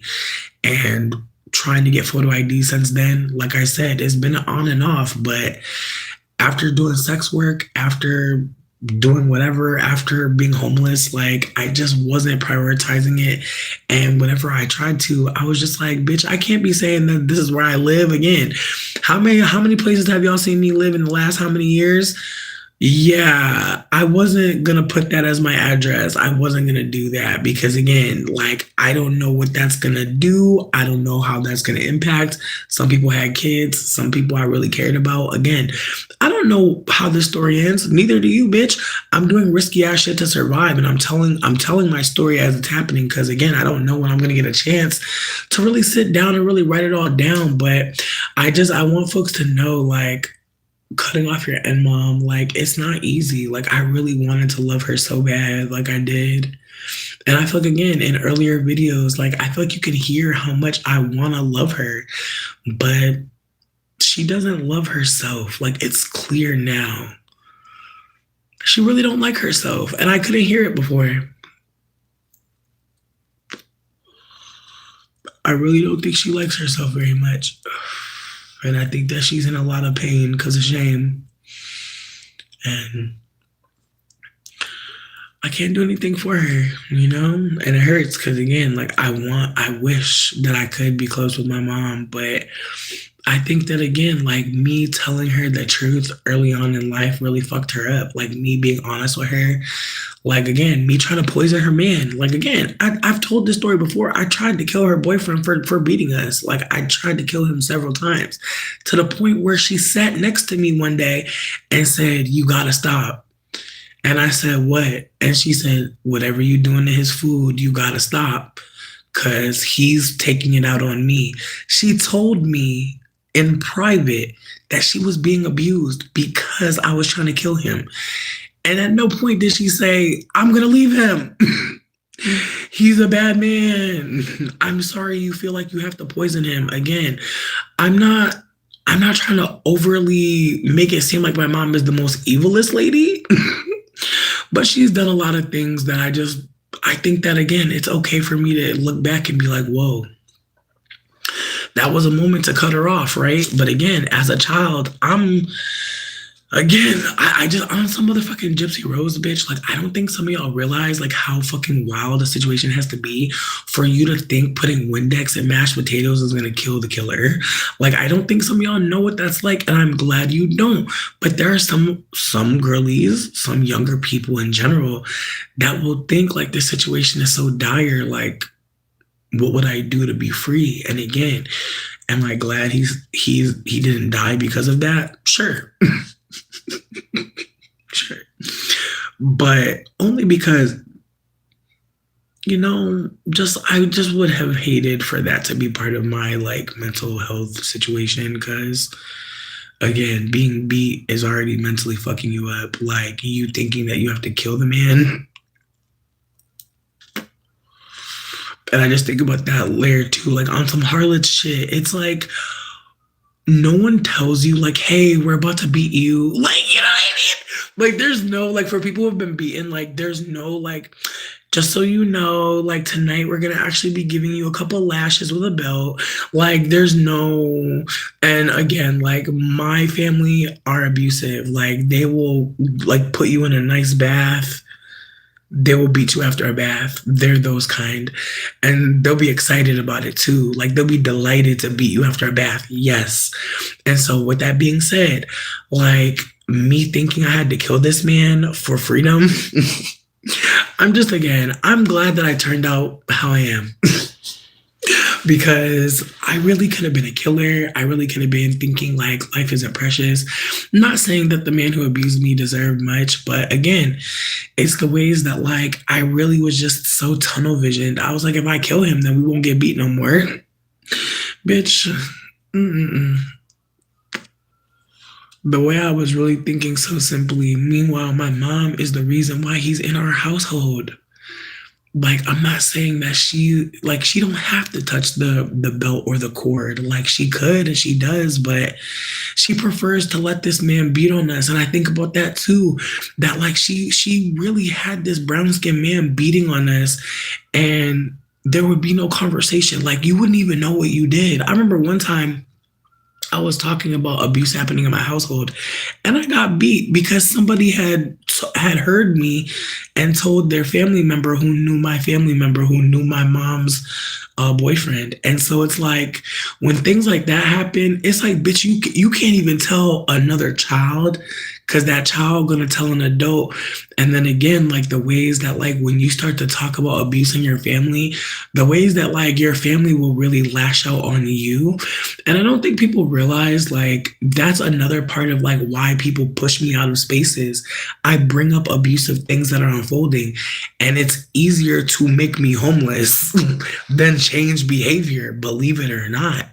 And again, I'm not about to hold people accountable for some shit that they don't know yet. But I've just noticed that so much, like just moments where I was like, oh, like this is abusive, this is harmful. And next thing you know, like someone's just pushing me out of a space. And I know that there's other people who know what that's like, to be like, oh, the standards are dropping. Like, oh, like there's no integrity in this. And you seemingly said too much. And again, like, did you really say too much? No. But again, if the standards raise, what does that mean? And I have to hold that too, that like some places are creating a hierarchy. Like if they kick you out or push you out for bringing up something that could be harming people. And again, the ways that like people only see it in the moment, that like when you're bringing up harm happening, it could be happening to anyone. But let you bring up harm that could be unfolding, people really act like you're the harm. Meanwhile, if we paid attention, who knows what we'd notice about the harm unfolding. But again, who want to say that like they caused harm? Who wants to say like I was colonized in my behavior? Not many of us. In fact, most of us want to operate like, ever since we heard the word decolonizing, we've been there. And it's like, no, you haven't. And what a beautiful thing to acknowledge that, like, you haven't always had this information, this language, and that you can shift and so can other people. That, like, we're not stuck in any one way of behaving, that we can actually change our behavior. We're in control of that. Again, that's scary as fuck to so many people. And I'm not going to pretend like it wasn't scary to me at a time to consider the ways that we do need to shift. But I've been shifting and it feels more comfortable than pretending like we just know everything and we're going to just figure it out. What if we're not? What if we actually have to talk more? What if, like, we have to actually wait for more people to feel safe to share more? Again, there's so much happening and it could just be so easy to think like, this person's like, again, I was like looking up like bipolar and I was like looking up the criterion and it just had me dying laughing because I was like, bitch, this is the effects of being homeless and experiencing anti-blackness. Like, it's just, again, it's the way that, like, I'm at the point where I'm aware that neurotypicality doesn't exist. Like, there's a lot of shit that don't really exist, but the ways that, like, once you say this is a system, it's like the other things that are happening kind of like start to pale in comparison. And so I'm trying to figure out a way to say it.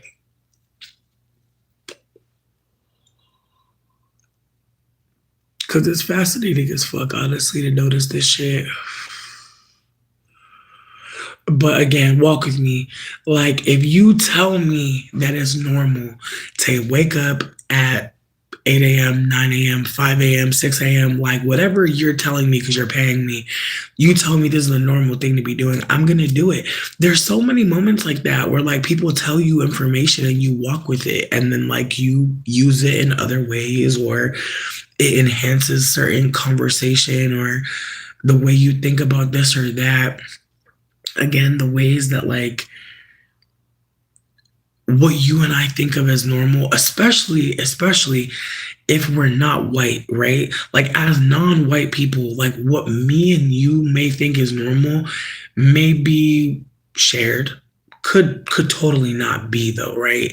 Like, being non-black, what does that mean? Excuse me, being non-white, what does that mean?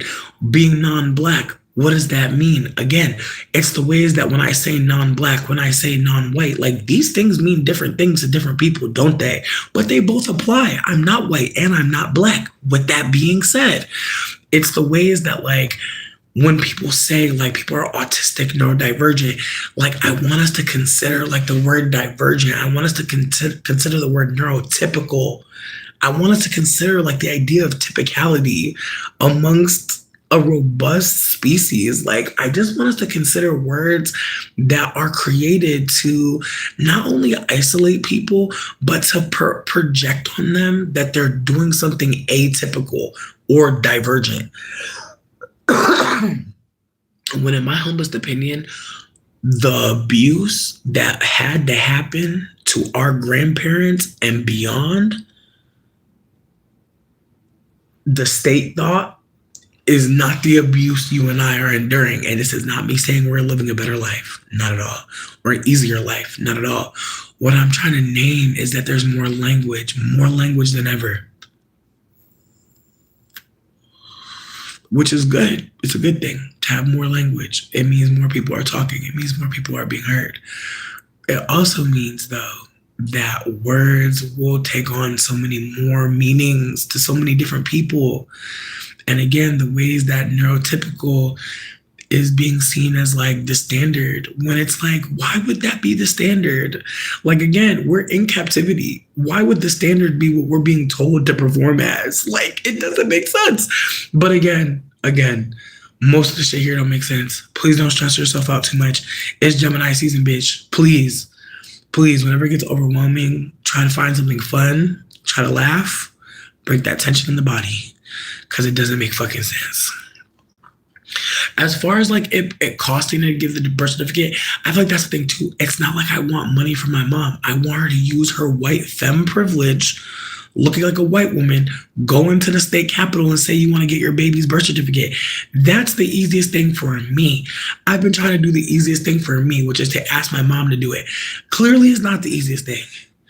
So I feel like I already told my family, like, I'm done with all of y'all because I'm over here begging for a birth certificate as if I'm a Maury bitch. Well, that's not Maury, but still, I'm begging for a birth certificate from my mom, my brother, and it's awkward because again, if either of those two people needed those things, they would go get them for each other. If my mom needed some paperwork from Connecticut, my brother would bring it to her or at least send it to her and vice versa. And so I'm just at a point where it's like, you know what? I'm gonna let y'all go. Like y'all wanna have a family together and exclude me and make me feel like I just can't get right. That's fine. I'm letting it go. Like again, do I think that I should have been better at keeping my birth certificate closer to me? Sure. Sure do. Sure do. And honestly, for all I know, it's in one of these crates. For all I know, I've been going through them every day. Haven't found it yet, but who knows? Again, I just wanted to make sure that I had a copy if I couldn't find this one, which I haven't found, and I've been looking. And like I said in another video, someone stole it from me and I had to get it back from them. So again, wherever the fuck I tucked it, I feel like it's probably crazy as fuck. Like, again, someone tried to steal it, which is how I lost it in the first fucking place, because I fucking probably was scared as fuck about someone stealing it again and hid it somewhere, and I hid it really good, clearly, because I cannot find it. But again, why was someone trying to steal my birth certificate? Bitch, I don't know. I don't know, bitch. Low-key, a dude that I hooked up with mad years ago randomly sent me a fucking picture of my photo ID from like years ago. It's expired. And I was like, yo, and we hooked up like maybe 2 days. And I'm like, this motherfucker went through my purse and took pictures of my shit. Bitch, that fucked me up. I was like, yo, that shit blew me. But no, I'm not gonna lie, I was saying some crazy stuff to him, but in my defense, I just feel like when I find out someone that I thought was cool is a deadbeat, I do look at them kind of different.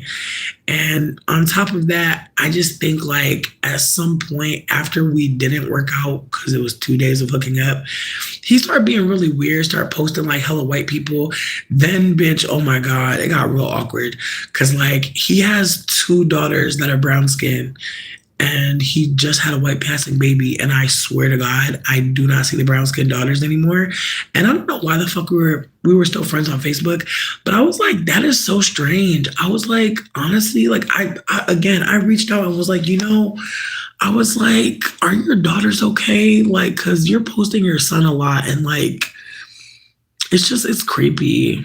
Like, it's really creepy. Like, it's like, again, when a man get a son, I'd be fucking disgusted.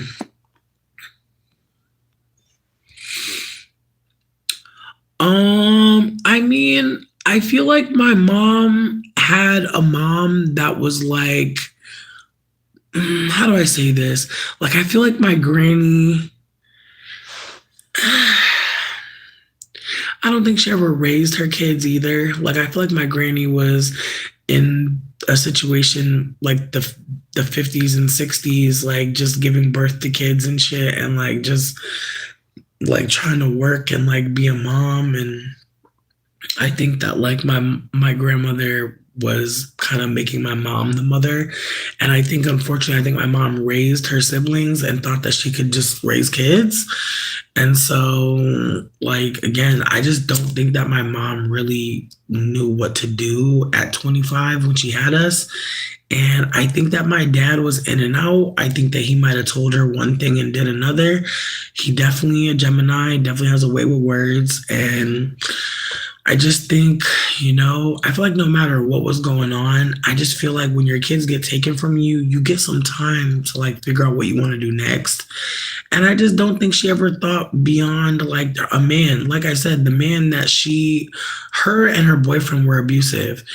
When he went to jail, they weren't together. I'll never forget this. My mom bought a house like after this man Excuse me, my mom had just bought a house like right before like we got taken away. Like she broke up with him. Like she tried several times to break up with him. I saw her and bitch, I remember when she moved into her new house, like she put in like she had like won something. She had won like a ADT subscription for like a year. And I'll never forget that she had installed like a security system because she was trying to get away from him. And then one day he was just back at her house. This is before he went to jail. But again, she lost her house and then she got back with him. Like she was dating him again after he went to jail for abusing us. After she, had charges on her. I think she just had to pay money. I think she got fined. I don't think that she had to serve any time, but I could be wrong. But I know she had to pay money. But with that being said, like I don't remember my mom being in jail. I don't remember any of that. Like I was in foster care, so I wasn't really checking on her like that. And for part of the foster care, like it was like a facility. It was like a for kids that, are not that young, not that old. Like in retrospect, I think it was like a lot of special needs. Like I remember there was a kid from one of my high schools who was in there, and it was awkward because like he was a bully, and when we was up both in that facility together, it was like I was like, oh, like he was one of those real nasty motherfuckers. Like, bitch, I remember I had a clip-on fucking ponytail, and I'm talking like the old school clip-on ponytail. I'm not talking like a clip-on ponytail now. I'm talking like lobster clip with a fucking some hairs coming out of it, some braids coming out of it. You know what I mean? Like a clip. Literally with some hair attached to it. This ugly bitch literally ripped off my clip and really had that shit on his head, talking about some I'm Ishbu, was really trying to make jokes. Bitch, I was so sick. And again, we both in the same foster care facility at some point. And I want to say he came after me. Like I had already been up in there. And then he showed up one day and I was like, because it wasn't no other white kids in there. It was some Latino, like light-skinned people for sure, but there wasn't no Caucasians, like white. And he was the first one. And I was like, whoa. And again, the ways that I would see him in school, I thought that he had a good life. Why? Why did I think that? But again, the ways he was a bully, and then we ended up being in the same foster care facility. And I don't want to say we became friends, but I want to say that we were living in the same place. So we weren't enemies, but it's the ways that, again, like even in the facility, like he was still trying to make jokes. He was still trying to roast on people. And again, I'm not going to play him. I'm just saying, like, it's the way we were all there. And it was really hard to really just, I don't even know.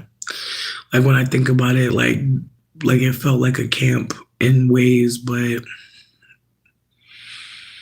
I don't know, bitch. Anyways, all I know is I'm grateful that I don't have to pretend like I feel bad for my mom, because I do feel bad for her, but like I don't feel bad like really. Like I feel like that's terrible what happened to her, because I have empathy, but I'm not invested anymore. And I just feel like this conversation just reminded me that like, like again, like I know what it is to be loved. Like I've had love in my life. I've had people love me and care for me and be honest with me and show up, and also tell me when they can't show up, and like let me know like, I care for you. Like I'm not able to be here, but if you needed a conversation, like again, the ways that people have been honest about like what they had to offer and what they didn't. And I just feel like I cannot accept this anymore from her, because I just feel like she wants me to accept like the bare minimum, like crumbs. And it's like, why would I accept that from you? Like, why would I take crumbs from you? Like, again, I just feel like I've been watching way too much Teen Mom, and I'm just holding that. Like, my mom was 25 years old. Like, she was an adult when she had kids, and she had multiple, and she lost them, meaning she had time away. And I just feel like she never used it wisely. I think that again, I think that she just is gonna be operating in a way that makes her feel comfortable, and I just don't want to be uncomfortable no more. I think that's really the end of that.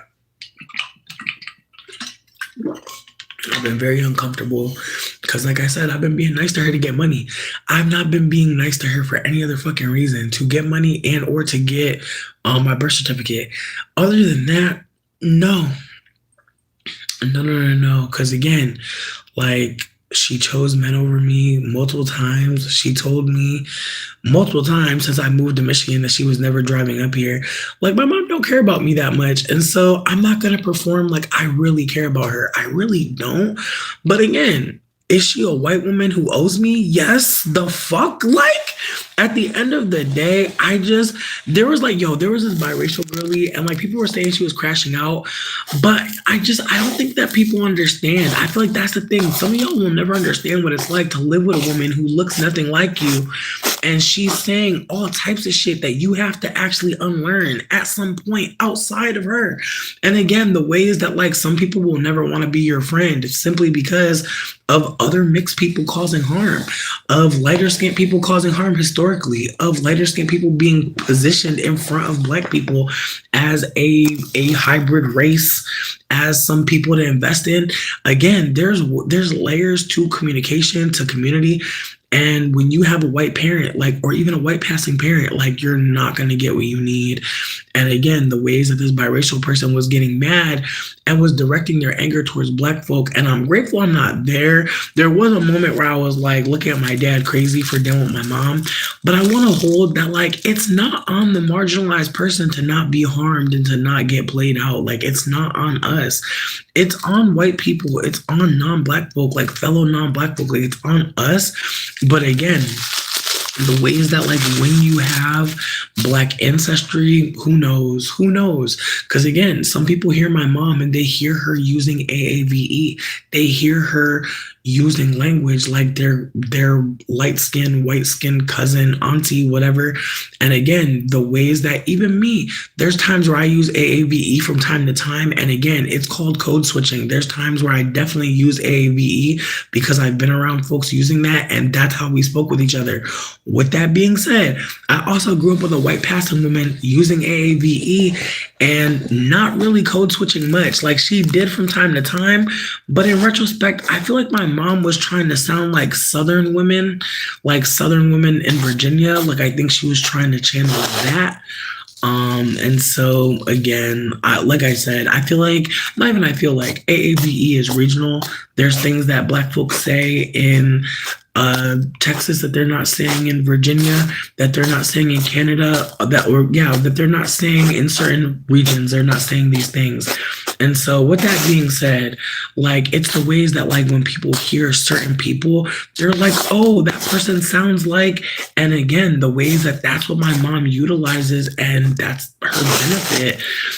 As a white passing person, like, she gets to show up places and people assume things about her, and usually it's not anything bad. And again, when it is something that people are like, not automatically liking her, fucking with her, she can absolutely start to take it personally. And again, it's the ways my mom has absolutely told me that like she didn't feel accepted by darker skinned women, by brown skinned women.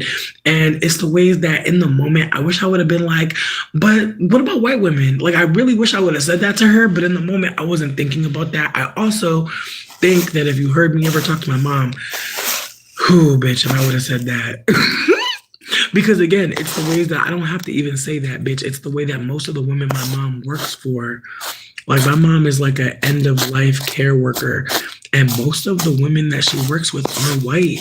And so I think about that layer to it, that like there are a lot of white people who trust my mom, and that's never been an issue for her seemingly. And again, the ways that she has felt not cared for by black women, that again, she probably didn't know too well. She did not know at all. And so again, the ways that like she had an expectation from where?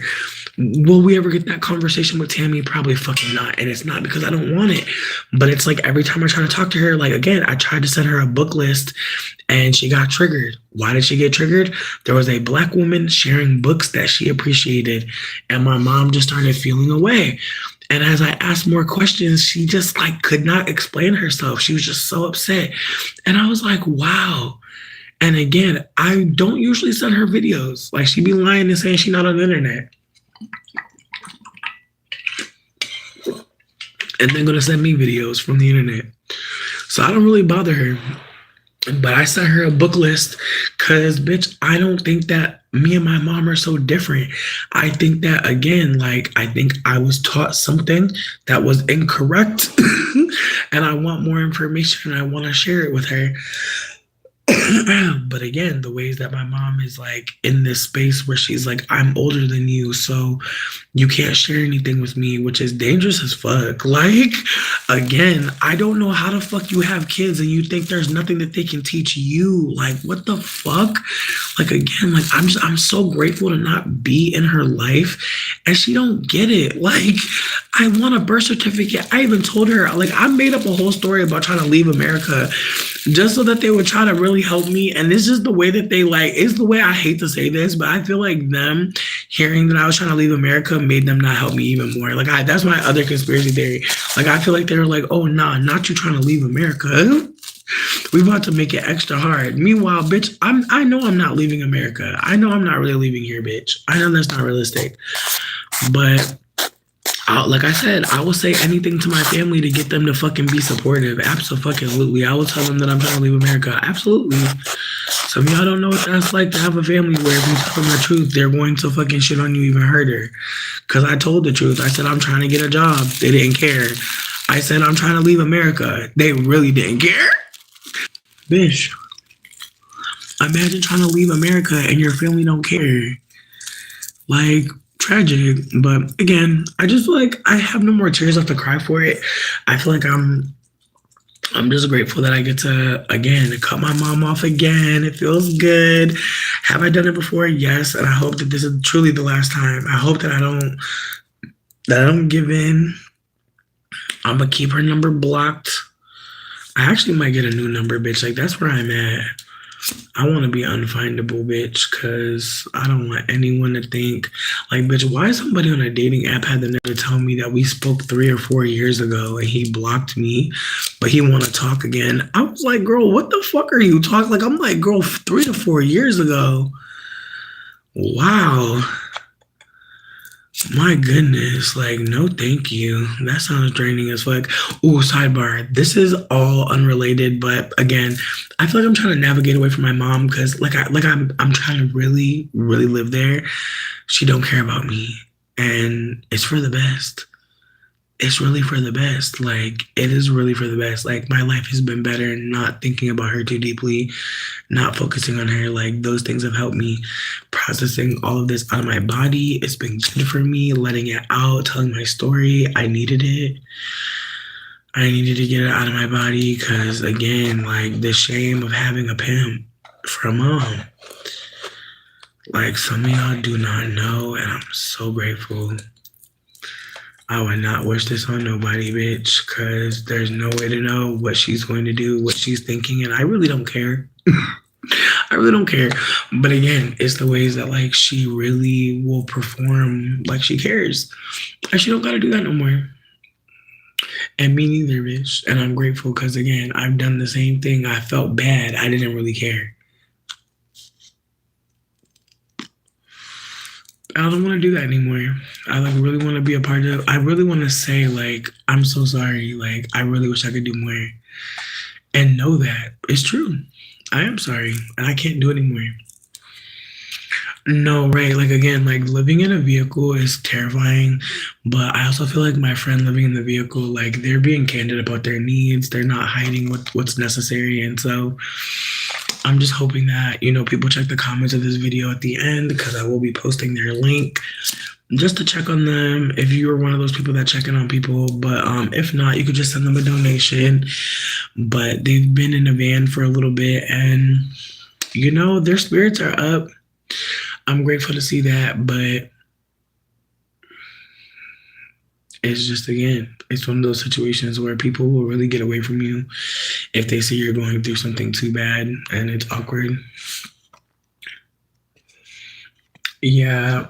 Yeah, somebody contacted Dane's mom a while ago and was trying to make well, like, basically, like, I was talking about how we both have moms that are fucked up and addicts, and like someone tried to like go to their mom's page and be like, "Oh, like your son's girlfriend is calling you a crackhead." On YouTube, and I was like, bitch, I call myself a crackhead. Like, it's not me trying to make fun of the lady. Like, I'm just trying to be candid that we're both, we both have crackhead in our family. Like, I was just trying to name that, but also, like, I don't, like, again, like, his mom has been nice to me and like she has done kind things, true, but that doesn't, like, again, I feel like it's the same thing with my mom. Somebody can meet my mom and think she's a nice lady. Like, some of her clients probably think she's great. As her kid, my opinion is going to be completely different. And again, the context of the relationship. And so I think, like, me seeing how Dane's mom operates now, again, if I didn't have his perspective, I would probably think a lot of good things about her. I probably think a lot of good things. And there are times where I think nice things about her, and like I could tell he'd be like, bitch. And again, it's the way today I was like, would you rather have my mom or your mom? And he just looked at me and I was dying laughing because it's like, it's not really a question. Like, I know nobody would really want my mom. Like, he'd be hearing my mom on the phone and he'd be like, just again, the way the things Dane has heard, bitch. Like,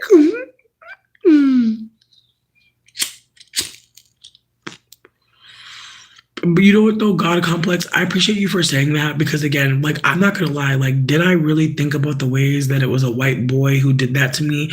Not really, but like, I was in a majorly white school. Like, there were some black folks in that school for sure, but it was mostly white.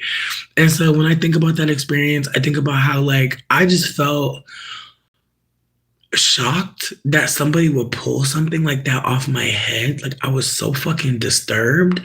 I was embarrassed, of course. I was ashamed as well. Cause again, I think like when you grow up, especially when you have type like 3, but especially type 4, people really do like when you're younger, try to make sure your hair blends, especially if it's a fucking clip. And I just think about how the clip definitely didn't fucking blend. And I didn't care, bitch. I was a poor girly. Like, the clip was, it was the little piece of luxury my mama was going to afford me. Like, again, like, some of y'all do not know what that's like to have a mama who do not pay for your hair to get done. Just, just leave you to your own devices. Like some people don't realize like your hair going through what it's going through is because no one invested in sharing with you. And again, the ways that happens to so many people, not just femmes. Like, again, like, there are femmes that like their moms don't teach us anything. And I think about that too. I think like some people don't know what it's like to have a mom that doesn't teach you about your body, that's ashamed of her body. Like, in retrospect, I know my mom is ashamed of her body. And I can tell from the things that she did when I was a kid, the things that she would do. And again, I try to tell her, I have a longer memory than you're comfortable with. And I think that that's a hard thing. Like, again, the more mushrooms I take, the more I've been repairing my mental health, the more I've been repairing my brain bandwidth, bitch. Like, I swear, our brains can be like sprawling mansions that have so many corridors, but sometimes it feels like you in a fucking shack and the same thoughts are just swirling and swirling and it's getting hotter and hotter.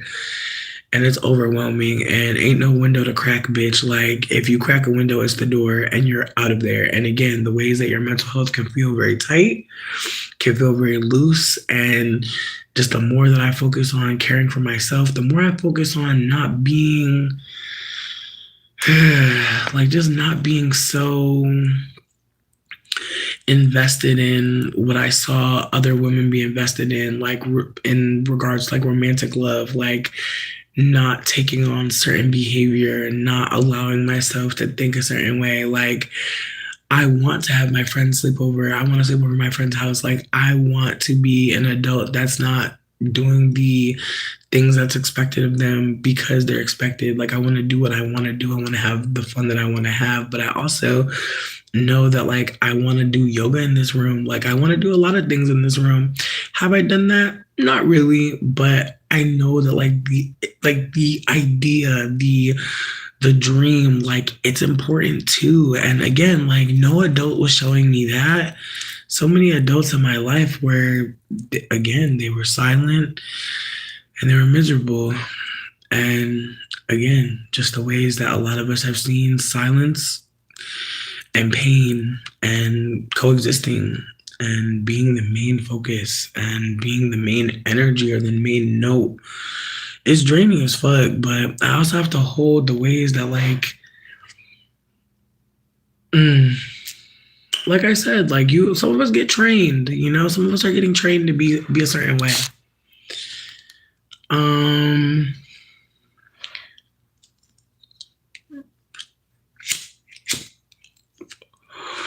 I think that because I thought I was a black woman, there were definitely times where I thought that like me and another black woman were gonna be cool. And I hate to say this to anyone who's here. I think most black people do that to black people.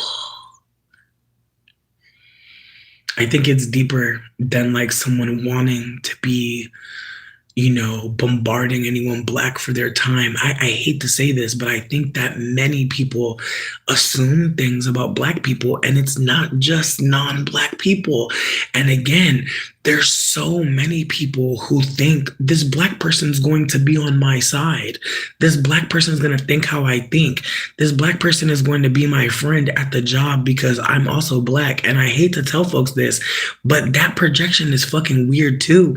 And again, there are so many people that will think like it's safety, but I want us to hold that like it becomes a moment, like there's a moment where I hold that it's not just safety, because I think of how many people use punishment as their way of communicating, if that makes sense. Like trigger warning for abuse. But there was a black woman recently who was unalived by a white man. And for some reason, somebody decided to say that the reason that this happened was because she was raised around white people, because she was being quote unquote colorblind, because she was on a date with a non-black man. And it was awkward because so many people were spending their time talking about how ugly this white man was.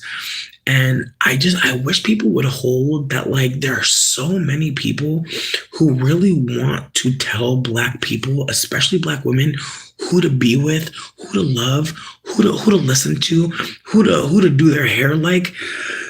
And I really wonder like if folks are hearing the ways that they're projecting as well. Like again, I'm never trying to make it seem like I didn't think in many moments that me and this black person are going to get along, and hope that, like I think that that's, again, I think that there are some black women who acknowledge that reality. Like I've heard like some black femmes being like, oh, I love how when we see each other, we talk to each other. I love how we like, acknowledge each other in certain spaces. And again, the ways that like if a black woman doesn't, does that mean she's bad? Does that mean she's not a girl's girl? No. But again, there's so many like neurodivergent, and there's just so many different experiences black folks have and can have.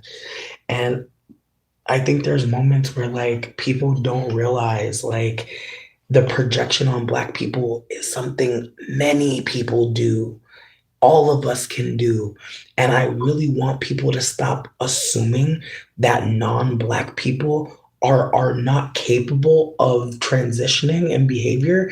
And also, I want us to not pedestalize black folk as if they're going to do or be something better in a situation where they're being harmed. I want folks to just consider that there's going to be moments where, oh no, that black person was colonized in their behavior.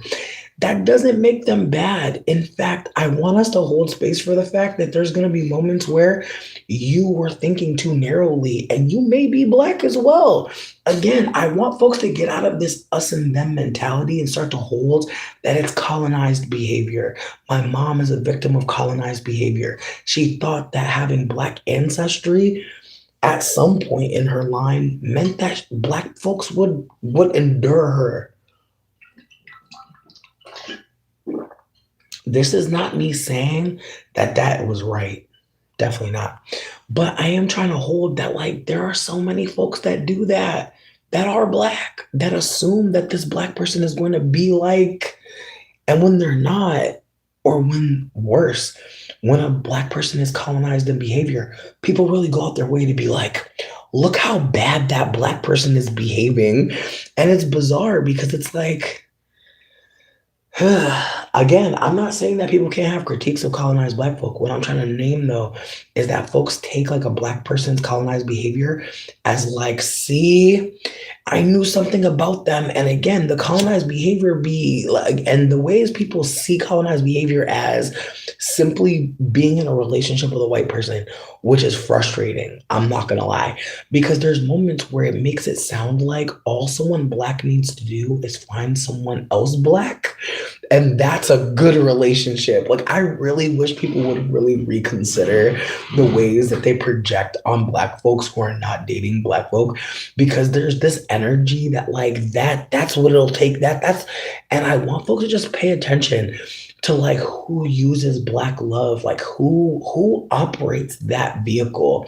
Because I don't think people are noticing that. Like, I'm really, the more I dismantle, the more I decolonize within community, I'm just noticing so many people projecting on black folk, and it's not always non-black people. And again, the ways that this conversation you would think would make us more comfortable to talk more about abuse and harm, that we can all be colonized in behavior, that there will be times where someone black is colonized in behavior and they probably need gentleness more than, shame.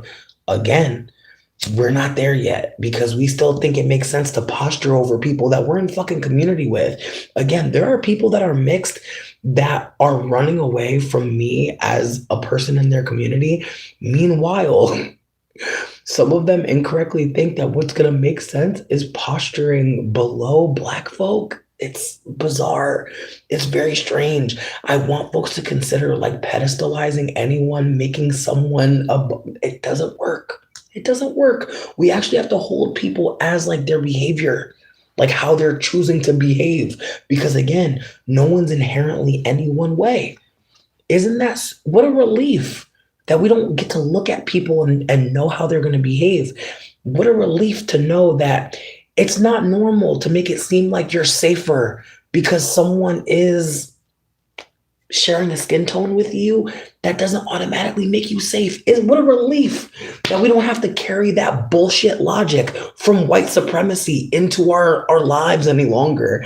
Again, I know some people are uncomfortable because white supremacy can be comforting. It can be. Listen, once white people say that they're superior, there's going to be so many of us who go out of our way to prove it's us. It's sad. It's sad. But no one's superior. We are literally the same species, and it's all of our behavior systems that we're choosing. Some of us are being socialized, absolutely, into, again, anti-blackness, into colonized behavior. Actually, all of us. But again, the ways that some of us are colonized and we get the privilege to decolonize. Like, I think about that aspect of this too, because it's like, again, like, even getting to a point where I started to acknowledge the ways that the dehumanization was across the board. There's so many people that don't want to believe that white people dehumanized themselves as soon as they created a word to other anyone. As soon as they did that, they literally took away their own humanity. Again, so many people don't want to sit with that because it's more comfortable to think white people are a certain type of demon, certain type of sick. Yep, that's white supremacy again. Sorry. I'm sorry to tell folks that. Thinking that someone just can't get right, that is literally the function of it. That's the whole point. And it never ends. It can keep on going. Everyone thinks the other people are just not people enough. Everyone's got a sickness, got an illness. It's colonization. It's literally a behavior system. It's a practice. But it feels comfortable if we think we can look and see who's the harm doer. It makes it easy. And that's another layer to this. Is like decolonizing makes it harder to know or not harder to know, but it makes it harder to just knee jerk. Like again, it's the ways that I can hear now people assuming things about black folks that is not true. Like there are so many black folks so uncomfortable to say, hey, this is not true. But again, so many folks don't want to be the one to say, hey, this is eugenics. Like so many people don't want to say that. But it's the truth. Like all creationist stories, like they're literally about creating a hierarchy that doesn't exist. But if you create a hierarchy, you automatically create people or create a climate where people want to prove you wrong, where people will go out of their way to try to tell you the truth for them. Again, like I think about the ways that like so many, like this is like trigger warning for talking about black hair. There are so many women right now, so many black women talking about like long hair and length, and it's awkward because again, like being able to grow long hair, like I'm sure part of it's genetic, I'm sure part of it's environment, like I'm sure part of it is diet, like I'm sure of it. And again, the ways that like I'm noticing just an uptick in people being like, like I literally heard recently that your child should have waist length hair by like age 12. And I was like, what the fuck? Like again, it's the ways that like people are really like talking about people's hair as if like that's an indicator of something. And really, again, my hair was the longest when I was like in a van, like going through shit. Like I was going through a lot of shit. My hair grew a lot through a lot of stress. In a better space, happier, bitch, let me start stimming. Again, there's so many things that can stop your hair from growing or even getting too long. Shit, let it be too hot. You might do a chop. But again, the ways that like there's a desire to prove that like black women can grow hair. Meanwhile, it's a lie that anyone needs to show you any kind of length or height or but again, this is part of white supremacy. Bitch, it's going viral. It's a real conversation. And again, it's the ways that it's like again, like being able to grow your hair long, that's a great thing, but it just again, I think about the transphobia, I think about the just the shaming of hair. Like I saw a little baby get her hair braided the other day, and her mom added like some like Marley hair to the braids, and it looked cute as fuck. But so many people were like, she didn't need weave. And I'm gonna be real, I thought it in my head. I was like, why? And I only thought that because I saw a video before that where a little baby was crying because she had two little puffs and she was like, my hair is not done. And when she said that, she was talking about adding braiding hair. And this was a baby under 5. And again, this is not me trying to shit on anybody getting their hair done, babies getting their hair done. I don't care. I'm just saying, like, seeing babies like crying because their hair's not done, it just made me sad because again, like my mom permed my hair and like did a lot to my hair because she clearly wasn't trying to learn how to work with it. She wasn't trying to make my hair beautiful as it was. Like she literally resulted in perming my hair.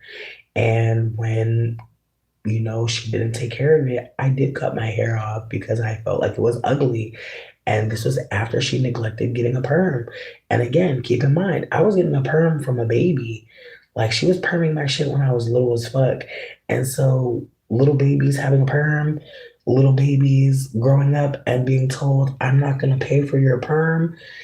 And it's like, well, I don't want to keep my hair anymore. And it's like, whoa, like just in retrospect, all of the ways that I was being communicated to with my mom's behavior, that like my hair wasn't worthy or it wasn't beautiful or it wasn't worth her caring for well. And even now, as an adult, like taking care of my hair is a struggle. Like, and it's not because my hair is hard to care for. And again, I have type 3 hair and I have fine strands, meaning my hair is thin, meaning when I pull my hair back like this, you can see strands. Again, certain folk, their hair and the maintenance routines, they are more intense. And this is not me trying to make it seem like people can't care for their hair, but the labor, like, and bitch, I barely have hair. I'm not trying to be funny. I have 2 scoops. I know my shit is looking a little healthy. I'm grateful. I'm grateful. But I don't even barely got any hair. And this shit is a lot. And I barely have hair, bitch. So I can't imagine somebody with shoulder length, again, type 3 and not fine, like having thicker strands, having coilier strands. Again, my hair will get a knot off nothing. Fairy knots are not a game. There's a lot of maintenance. Like I like a woman gave me a compliment on my hair today, and I'm gonna be real, it felt so good, but I wanted to like be like, bitch. Cause I did so much, bitch. I did a wash and I did a motherfucking definition. Like I took at least 2 hours of my life to get my hair looking a certain way. And in the end, bitch, what did it end up in? Little twist. But today was a hair day that I felt really confident. I felt really beautiful. And to get a compliment, especially from a black woman, like, bitch, I felt like $1,000. Again, I felt amazing. But again, like the ways that like it took labor to do that shit. My hair didn't just come out the pack looking like that. Fuck no. I took a lot of time and intention. And again, the ways that like most people don't got 2 hours to sit there in their fucking head, bitch. Not these days. Mm-mm. And if you go spend 2 hours, bitch, I know you put in a protective style. That's what I've been trying to work up to. Like I tried to do one, but the Marley was eating my shit up. Like I felt like my edges was already looking bald, bitch. So I cut some of my edges. I feel like I'm trying to hide my bald spot more, but I cut some of my hair just to again, just to give. I'm not bald. You feel me? Again, it's working out as long as I don't, you know what I mean. But yeah, I definitely cut a little bit just to give the illusion. But yeah, I'm trying to leave my fucking hair alone, bitch, for my shit fall out like Cynthia. But one thing I just realized is I have fucking low porosity hair, meaning that I cannot be bleaching it. I need to go to a fucking stylist. I probably need to keep cutting my hair. I'm probably gonna, when I do my next protective style, I'm probably gonna cut an inch off of it just to, again, just to get it back to life. Shit is fucked up. Right.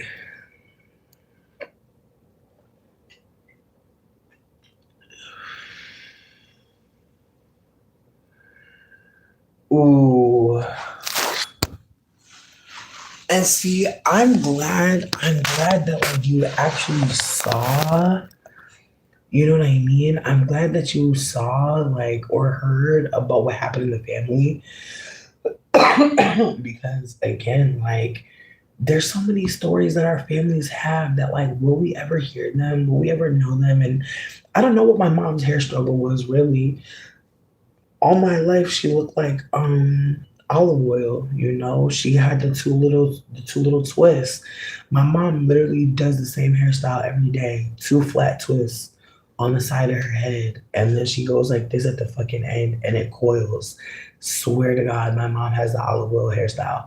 And so with that being said, she never was giving me too much information. And honestly, in retrospect, she didn't really have that much product. Like we did not share products. Like it just wasn't realistic. And in retrospect, I just again I think about people that get adopted by different races. Like there's layers to caring for children that don't look like you. And I just think about how some of us just, like I said, we're expected to figure it the fuck out. We're expected to go and find someone to mentor us. And I think about that layer to this too, that like my mom has a white mother who didn't teach her too much. And so I feel like that's why she bothered so many black women and why she had so many women of color friends. I think she knew like I'm not a white woman, even though I look like one. Like that's not who I really am ethnically. And so she tried to find women to help, I think, but in retrospect, I think my mom is too proud to really, to really ask for help. Like I just don't think that she ever really felt confident enough to ask. And I feel like even now, Like at one point, bitch, we were in like a study. Like they were like studying like the brain of kids like after abuse. And like my mom got paid money and we got paid money too.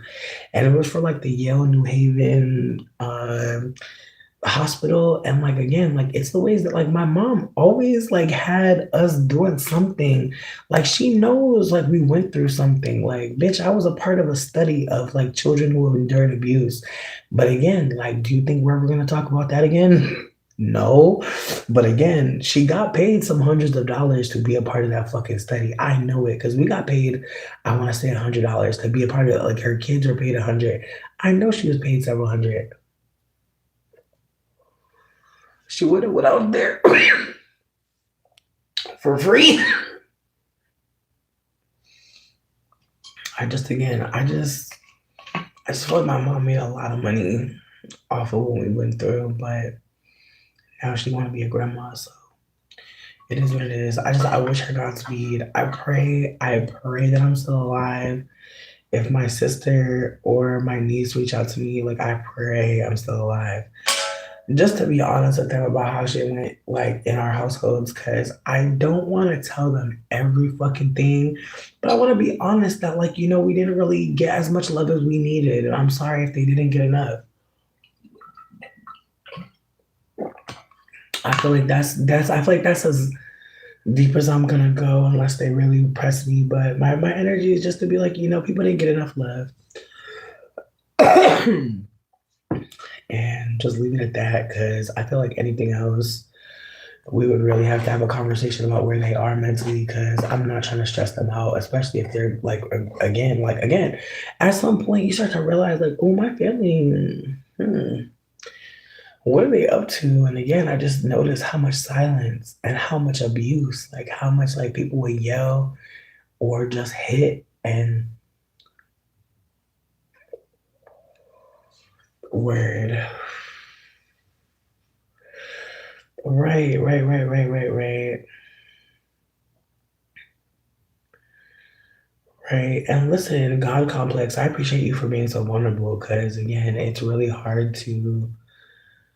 hard to sit with like the ways people project on black hair. Like again, like the ways that people really do expect black folk, especially black women, to hide their natural hair and perform completely different aesthetics. And again, when they don't, there's so many opinions from so many communities. Like again, it's the ways that like I'm sitting with the ways that like it's never one community on any one community. Like there are a lot of hands on deck when it comes to colonized behavior. And I want us to just consider like no one chooses anti-blackness like innately. Like this is a planned attack. It has been planned for a while, and there's many people who are trying their best to not perpetuate this system of lack and harm, who are trying their best to consider like, oh, where did I fucking hear this live from, and work backwards. But again, there's so many more of us who are uncomfortable, who are very uncomfortable, and I think about the ways that I had so much discomfort around white supremacy.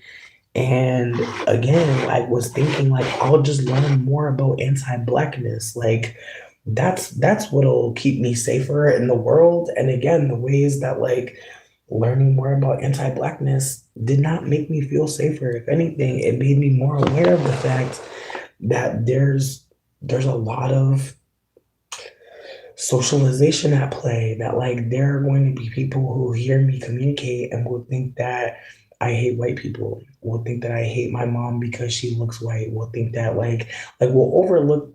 Again, my mom said she was gonna cough on me while she had COVID, like because I wouldn't hug her and because I was surprised that she didn't clean out a car she was giving away.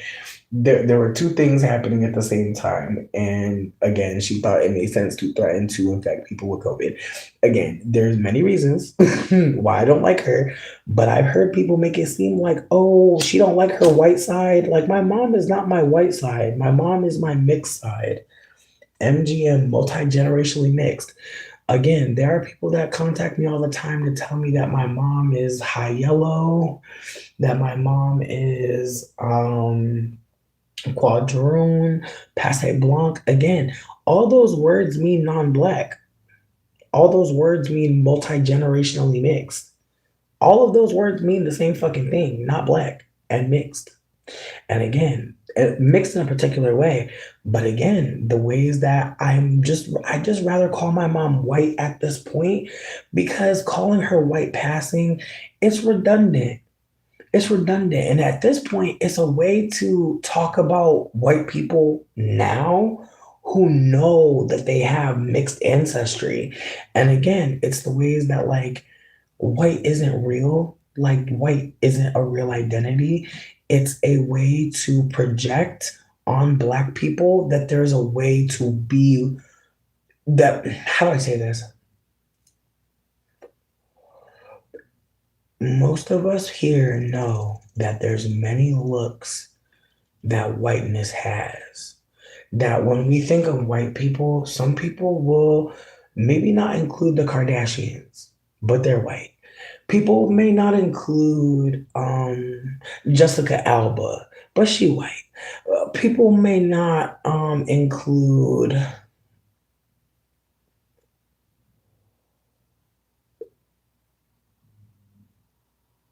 bitch AOC, but she's white. Again, ethnicity versus like you know what I mean ethnicity versus race culture, you know what I mean? Again, there's a lot of whites, but there's no unifying story, right? There's no Caucasus Mountain, there's no, fucking uh there's no Balkan, like there's no one white ancestor, like that doesn't exist. Again, they like white people created white in the midst of all of us existing and then had to kill to create who they wanted people to see as white.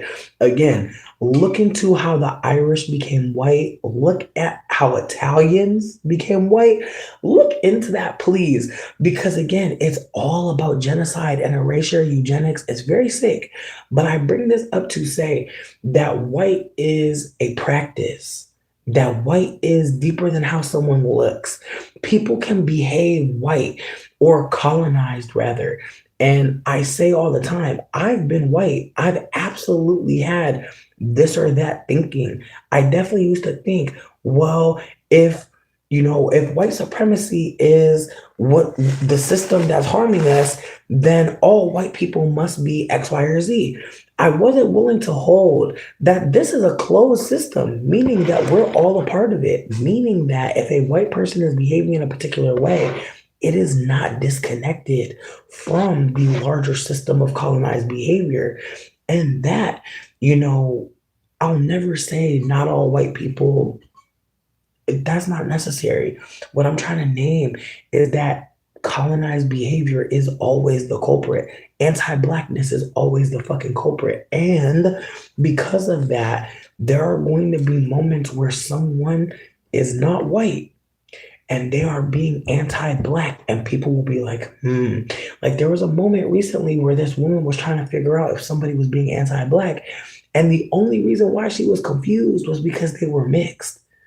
She heard anti-blackness, but she looked at the person and was like, I'm not sure because you're not what I assume is white or what I see as white. Again, I want us to just hold the convo very fucking nuanced, which means it's gonna be very fucking hard to get through to people because again, some people will look at someone like me and be like, you are a black person, therefore you should be able to do X, Y, or Z. There are going to be black folks that are like, not at all. But again, depending on who you've spoken to, depending on your ego, depending on how much unlearning, decolonizing has been offered.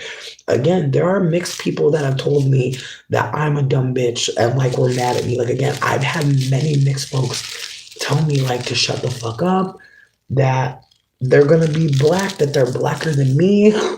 And again, me and another mixed person fighting about who's blacker. Like, isn't that kind of crazy? I didn't engage much. I wasn't like, no, that's not true. I'm black. I wasn't doing none of that.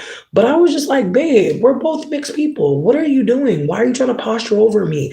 Like, and also, like, again, it was bizarre as fuck because they went from speaking Queen's English to being like calling me Pookie and just using AAVE and like using it in this way that was like, I'm gonna show you how black I am right now by bastardizing AAVE.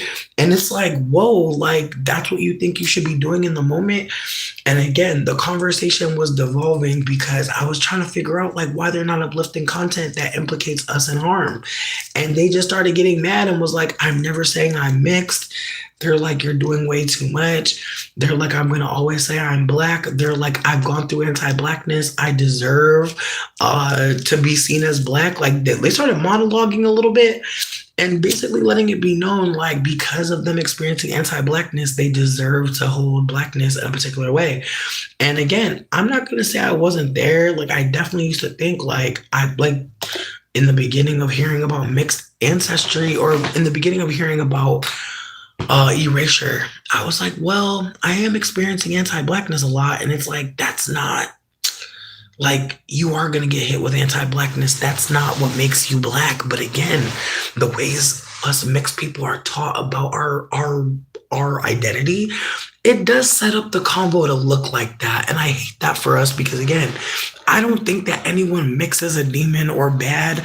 I just think that like our family teaches us a way of seeing ourselves that fractions us and makes us believe like we're this much. And again, experiencing anti-blackness will have you thinking like, yeah, like I guess I'm more black. And it's like, you're not more black. Like that's not what that means. But again, the ways that in the conversation he felt like he had to tell me he's blacker than me. And it's like, that's what this convo is about, I guess. Who's blacker? And I'm not in that convo with you. I'm asking you where you are when it comes to uplifting Black Politico. And now you're telling me that you are blacker than me. Like that's where the combo went. And again, it's the ways that sometimes we're having conversation with people, but they're not there. They're not fucking there. Like he wasn't even thinking about that. Like obviously after talking to him, he thinking about me taking his blackness away, which I've said before, that's violent as fuck to think that that's what I'm doing. Like that's so fucking violent because it makes it seem as if this person is black and they're being harmed by me, acknowledging how we're both non-black. It's insane, but wild times, bitch. Wild fucking times. Like listening to us mixed people can really set folk back and really have folk wondering like what the fuck is happening here. And again, I've been there. I've definitely been there. I definitely used to think I knew something, but I'm grateful that I'm old and I know nothing. So grateful I'm old and I know nothing, bitch.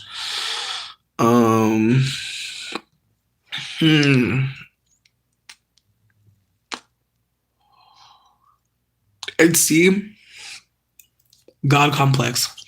That's the important thing here is that there have always been deep dark skinned people in the earth, living, existing, traveling, creating families. Like there have been so many stories. Like again, I've been digging for a while, but the more I read about history that is underreported about, the more I notice like white people using eugenics, using the one drop rule in order to create a hierarchy within blackness to create a climate where there are black people actively choosing non-black people, not just because they just love that person, but also as a way of safety. As I've said, there have been black men who told me straight up they want to have mixed kids because they think their kids will survive and have a better life. And it had me sitting with the ways that like this man felt safe to say that to me because I'm not black. He is absolutely not telling black people no shit like that. But again, the ways that like I've heard conversations from people that didn't expect me to think a certain way. Like they thought I was gonna think in this or that way. And I've had people tell me like, oh, you think like this because like I had someone tell me that I'm bi-ethnic and that's why I don't think like an American. And it's like, whoa. And the person was being very conservative in the moment. And it was just like, that's fascinating. Like you had to really throw out my Jamaican father who was absent, like a country I've never been to in order to win this fight. Like that's where you had to go. You had to literally make up a whole fucking storyline. And again, being bi-ethnic is real, I guess. But it's like, am I bi-ethnic? Like, bitch, I know about beef patty. like, I'm not trying to be funny, but it's like my Jamaican family, they weren't invested in being Jamaican, they were invested in being American. And I think about that aspect of like my identity too, is like no side of my family knew who they were. Maybe I shouldn't say knew who they were, but they weren't invested in whatever story was being told. So yeah, my dad's from Jamaica, but he don't care about Jamaica. He don't even really listen to reggae. Like honestly, my dad was not a little reggae, but like no, like I could tell like in retrospect my dad was trying to assimilate hard as fuck and be a businessman. Like that's what he likes. He wants people to see him as a businessman. He wanted to be an American businessman. And he started one. He did. He started a business and I really have no comment. I really have no comment. Like I just feel like I have nothing to say about that man. I feel like I can't even do it. I'm not old enough to even go into what my father has done out here because he's just a strange one. I feel like one thing I'll say about my father that I noticed in retrospect is he was the kind of man that would attach himself to single mothers. He was that man. He was the man that knew he could get some food there. He knew he could get a place to sleep there. Like he knew he could use this woman who was supposed to be focused on her child. It's the way whenever I would visit with him, I would be at a woman's house and there would be a baby there that I didn't know. And he would be acting like that's my sibling or some shit. And they'll be like, bro, where are we? Like, I swear, I never knew where I was going with my dad. And like, it's the way he would have me around all different types of women. And like, I just, again, like, I think both my parents used me and my brothers to seem like, see, we got our life together. We got babies. Mm-mm-mm. Like my dad, bitch, my dad is the type to mark the levels on shit. He's that type. Like he would dead ass like leave us at his house and be marking the levels on shit. Bitch, we'd be pouring water in that. Me and my brother are dumb as hell. We'd be pouring water in his shit. Like you can mark the levels all you want, but we're gonna still figure out a way to outsmart you, we think. But my dad was just so he just didn't respect women at all. Like he really just took advantage of women that needed or maybe not didn't need a man, but they wanted one. I think about that. I think about how again we always had a play brother, play sister. Usually a play brother. Like I feel like he targeted boy moms. In retrospect, definitely targeted women that had sons. And again, the ways that my dad seems like a good dude. Like if you met him, you would think he was a good dude. He dressed the part. He know how to speak well in terms of like, hello, how are you? Like the niceties, you know? Like he knows how to ham it up. He knows how to make you feel like y'all really having a conversation. Like it's never dry. Like he's not a dry person, but he has a lot of anger. A lot of anger. And whew,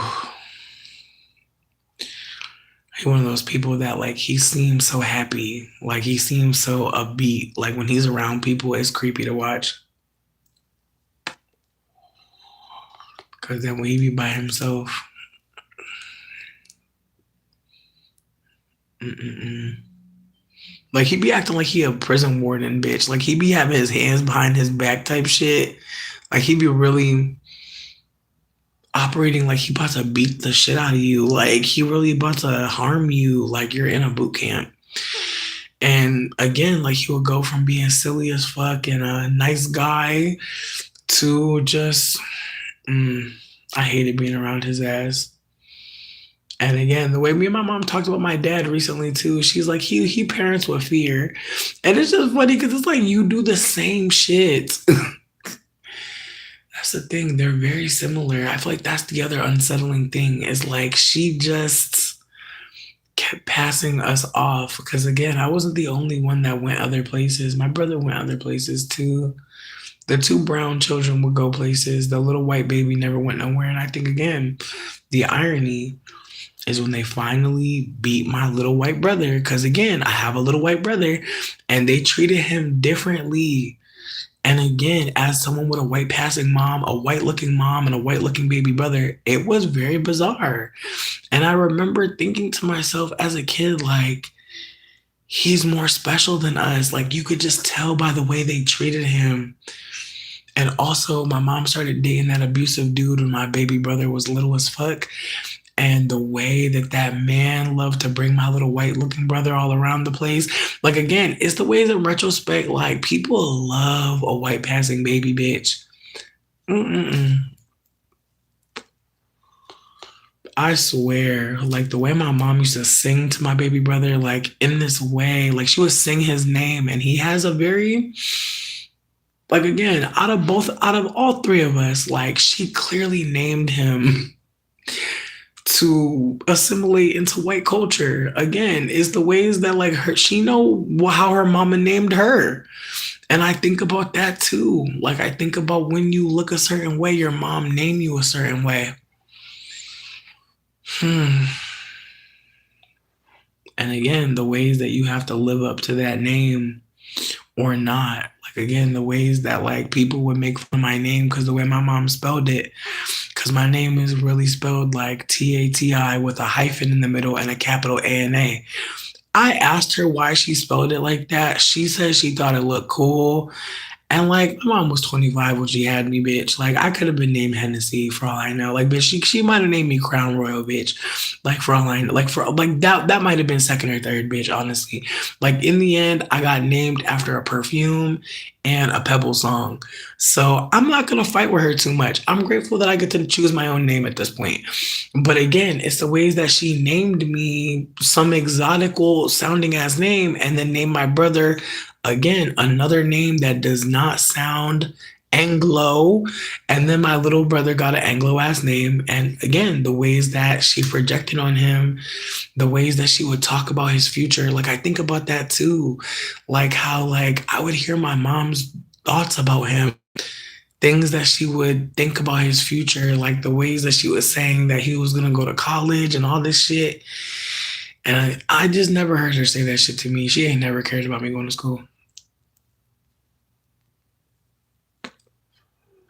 But again, the way that my white passing brother, like they all just were projecting on him so much. And me and my other brother were just sitting there like, what the fuck? But again, the ways that like you don't have language for that. And I think about how like it caused so much resentment in the house. And my mom had the nerve to make it seem like we were being hateful or mean. And it's more like me and my brother were born basically like under 2 years apart. So we kind of grew up together, like having a 6 year gap.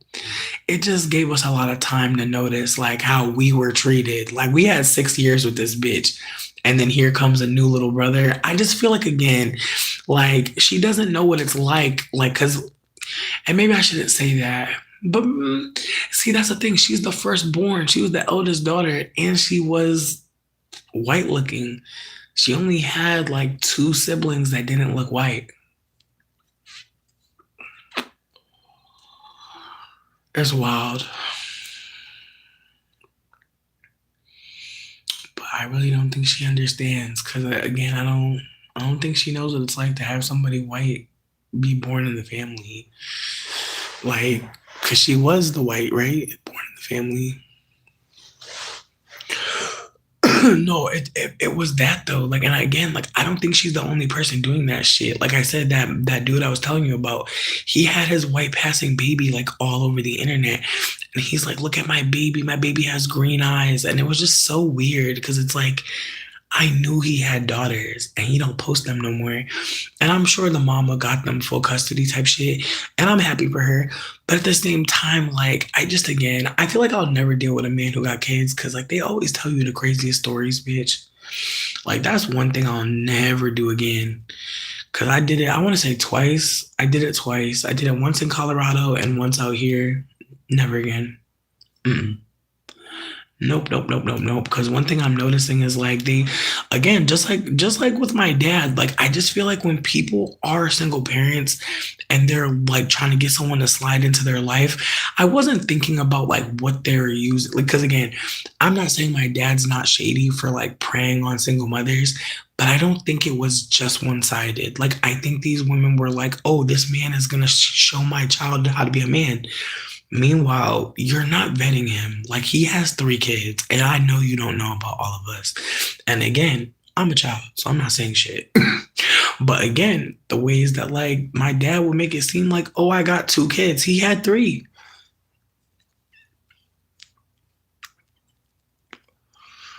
And like I said before, my older brother came to America and tricked a woman into thinking he loved her. And he told me all this tea. Like this is real tea that he told me. He was like, oh, he's like, I want to be close to our father. I was like, that's why you came out here. Like he was really disillusioned with living in America. And he's like, I came out here to be close to our father. And I was like, oh, and I felt bad because it's like, imagine coming all the way to America from Jamaica to like live up over here to be close to this man.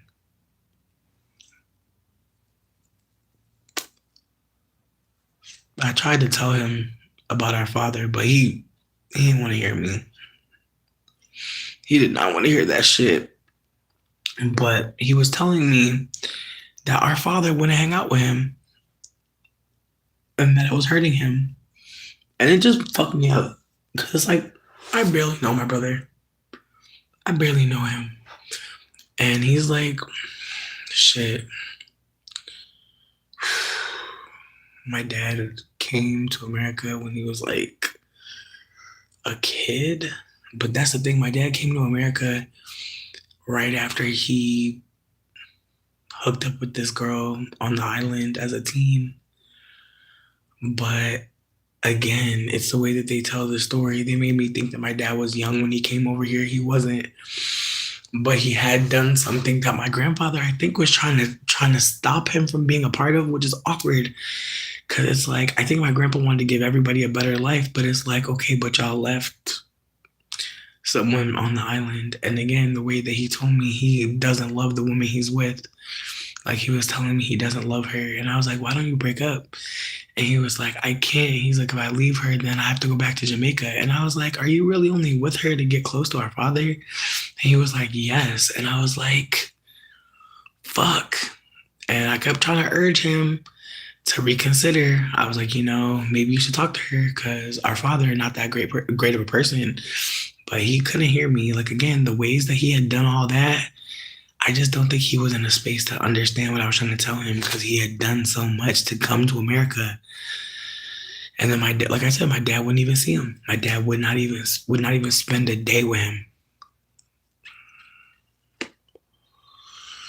And that's why I said, like, I hope I'm alive long enough to talk to some of the people in my family when they finally realize that, like, they shouldn't feel ashamed. Like, what was done to them was abusive and hurtful. Like, I just hope that I'm still alive to be able to be like, I'm glad that you're finally letting it out. Cause again, it's the way my family is so fucking quiet. And it's not because they're keeping things to themselves because they want to. Like, it's again, like, I know that, like, my family can't do shit to me. They already don't do anything for me, really. So I could talk all the shit I want, but I feel like at the same time, like, when I do want to talk to them, when I do try to share with them, like, they're just overwhelmed. Like, they just can't handle it. And again, like, who the fuck want to talk about getting taken away from their family? Like, I'm not bringing this up because it feels so good, but it did happen. And again, the ways that, like, you're supposed to just feel bad for yourself and just bury it away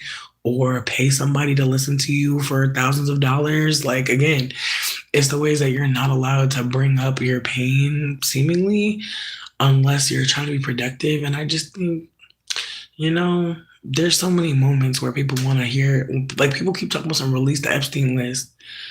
And it's like, babe, I want to know the victims. Like, I feel like, again, We're so focused on a list of fucking villains and perpetrators when we could ask the victims. And I think about that layer to this is that like people really don't want to hear your story when you're a survivor. They don't want to hear it because again, it's the ways that we've all survived and we've also all been colonized. It's the ways that like there are moments that we're uncomfortable, not because that person's lying or they're wrong, but because we got a story. And I think we might know based on how that person's being received. We can't tell our story yet. And so I just want you to know, bitch, I might be early for you, but I'm right on time for me. And some of y'all may realize that how they treated you was bullshit, but you need their help. Like I feel like that's a lot of times what it is. Like you need their help, and you're still their victim. And I think that that's again a dance I've played a lot. Like I've been victimized by this person, and I'm still going to use this opportunity to try to get some repair. Like I think about that. I think about how again, like getting repair in a relationship, bitch.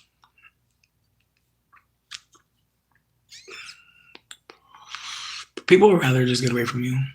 So I'm just trying to hold space for that. That like me and my mom, we're probably not gonna repair in this lifetime. And even though I'm hurt by it, I'm not so hurt and so devastated that I don't see like the beauty in letting go of this connection because who knows what it'll mean, you know?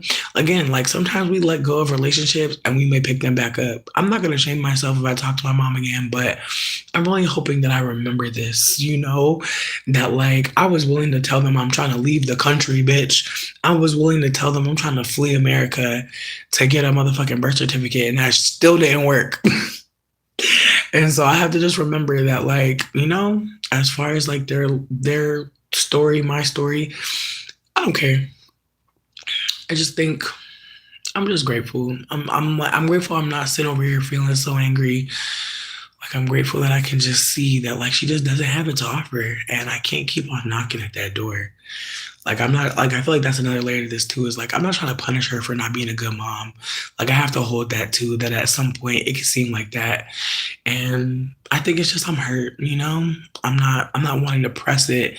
But again, if someone never talks about the wound and someone talks about it and then there's a problem, it could just set up a culture where it's like, bitch, you get an anxiety just thinking about the shit. And so again, it's the ways that like I know some of us know, like if you say a certain word, bring up a certain event, it's a problem. And again, like y'all could just be having a good conversation and now you're acknowledging your reality and they don't want to go there with you. They don't. I would be more hurt if my mom was loving. You know what I mean? Like if my mom was a loving person and treated me good all the time, I feel different about choosing to get away from her. But I think about the ways that like nobody wants to say no to their mom. Like nobody wants to say no to that connection genuinely.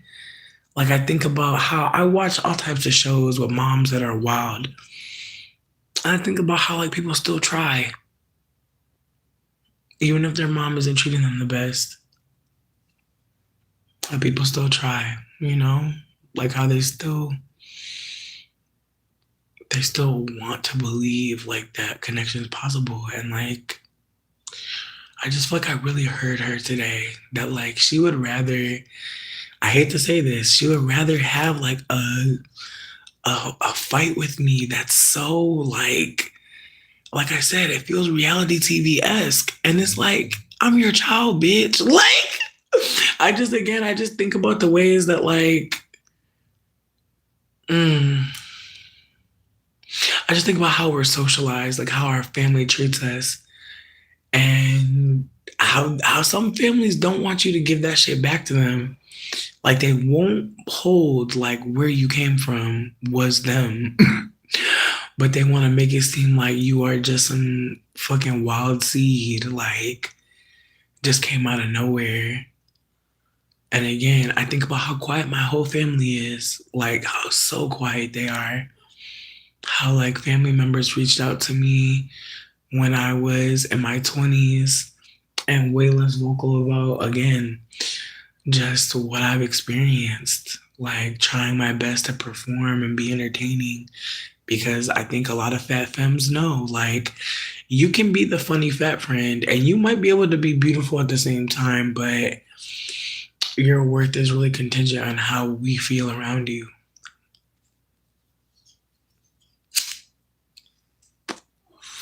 And it puts so much pressure on fat femmes to be jovial and happy and motherly and philosophical. And there's so many fat femmes that learn through humiliation, isolation, that, people really love to laugh at you. People really love to laugh at you, not with you. And just growing up, noticing so many fat femmes trying to make fun of themselves to be accepted. I've been there, bitch, for real. But I'm just saying, like, the ways that you'll be marginalized, and just try to, again, make people like you by doing the things that you're seeing done in this society that's toxic as fuck. Like, I watch some old content and I'm just like, man, the way so many people think this shit is funny.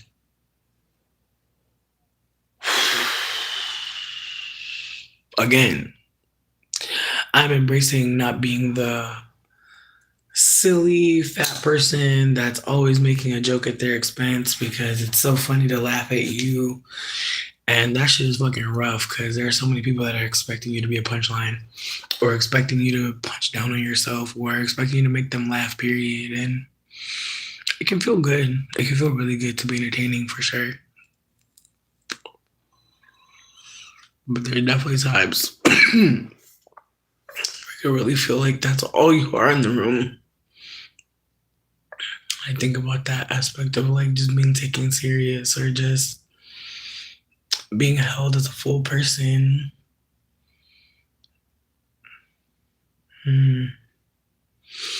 Yeah, like I said, I'm just grateful to not be like about the situation with my mom. I'm so grateful I'm like grounded enough to see that, like, we're not compatible. And I think about that aspect of it. Is like, what do you do when you're in a family with someone who doesn't respect you, doesn't care for you deeply, and then you're told that that's what you should be getting? I think about that too. I think about how, like, again, like, so many people being confused, like, okay, wait, so you had me, you created me, but you're not pouring into me. And again, the ways that, like, I feel like my mom is so insecure.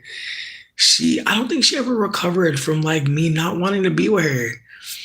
Like, I don't think she ever recovered from, like, me leaving, and again, her pushing me away, of course, but me thriving and not, like, wanting to come back. Like, I think about how she chose men so often that it was so easy to leave, because it was their house. Like, the way a man comes to live in your home when you're a kid, and the way it becomes their house. And again, I know some people don't know what the fuck that is like, and I'm so grateful. Like, I love to hear it. Like, people are popping Plan Bs. They're getting away from these men. Bitch, I really hate to even think that anybody has to deal with a man moving into their house and everything that their family used to do. I feel like that part too, like the way that when your mom is single, like when you have a single parent, and how your mom is when she's single versus when she got a bookie. Ooh, bitch, I'm time traveling. Bitch. Like, that's the thing too. I feel like I'm so annoying because I keep on, like, not dying, even though I keep talking about the craziest things happening. Like, again, it's like a white bitch did voodoo on me in my house where I was paying rent and also cooking for her wife. And again, like, had I gone through any more, I don't know, bitch. Like, it's the way that, like, I keep thinking about how, like, if my friends had never let me stay in their house, like, I don't know what I would be doing at this point. High key, like, my friends were like gagging. They were like, "You're so sweet to me," and I was like, "Bitch, I'm only alive because you helped me." Like, I just don't think that they get it. I don't think they get it. I'm so grateful they don't understand. So grateful they don't even understand why the fuck I'm feeling like this. Like, they don't even know what it's like out here. They have no idea. Like they think I'm just being nice, and it's like, no, bitch. Like you literally saved me from fucking going crazy. Like I think about that layer to this shit. It's like you could go through so much stuff that you could literally be like, I'm gone. I feel like they like literally poured so much love into me that I literally am still alive right now because of that. Like I cannot like divorce my mental health from that moment because I literally was telling them the craziest shit I was about to do. And they were like, you're not doing that. They were like, you're coming to my house.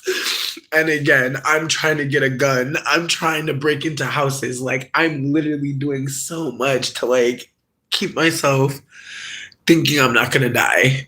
And they were like, bitch, I have a place for you to come stay. And it's like, the act of love that was so simple in their mind was actually not, because again, how many people can afford for you to just come in their house and just rebuild yourself, like, and be a whore? You know what I mean? Like, again, they didn't shame me for being a thought. They didn't shame me for being a crackhead.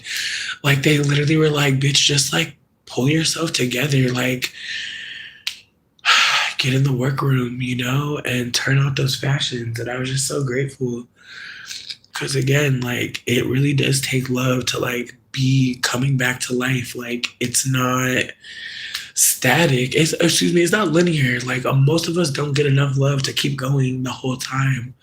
And I think some of us know, especially now, how checked out you can be because again, you're in pain, and like how much like the pain can really take you away. And so I'm just hella grateful that I've ever been loved or cared for in any capacity, because again, like there have been so many moments where I was just like, bitch, what the fuck? And not only did somebody hear me and decide like I don't deserve to be going through this, but also like that they could pour more in than they even thought. And like I'm hella grateful. But I really want to be able to just remind myself that like there's so much that has been poured into me. Like I have not been lacking love and support. Like I have really had a lot, and I have to just remember, it's getting harder and harder for people to even think they can show up for themselves. And so this situation with my mom, it hurts, but again, just taking a moment to recenter and just remember that like I still have people that love me, even though my mom doesn't love me the way that I deserve. It took a while to see that shit though. It really did, and I'm just grateful that I'm finally fucking here, because there was a long time where I kept trying to figure out like, is it equal? Is it equal? And it's like, no, like there's mad different types of love. Like there's moments where I've been parented by people that were not my mom. There were times where people loved on me like a sibling. There were times where people loved on me like a lover. Like there's so many different loves out there. And I pray folks know like there's so many loves being poured into you. But again, if you're looking for romantic love, sexual love, like deep, you know, like the love that feels like it's been like looking for you for ages, like it can be hard to see it. But I think also like if you're not getting that maternal care and nourishment, you can try to find all different other types of loves to like, you know, supplement.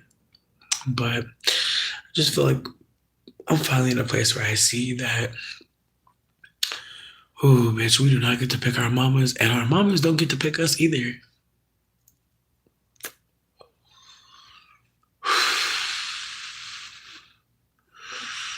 Wild. Man. Listen. Yes, yes, yes, yes, yes, yes, yes, yes. Yes, yes, yes, yes, yes, yes. But I feel like that's the thing though. I feel like not being compatible with my mom, I have to also consider like nature versus nurture. Like she was raised by a white woman who, I don't think my granny had her own life either. I think about like all the women in my family, and it's like, what life did they have?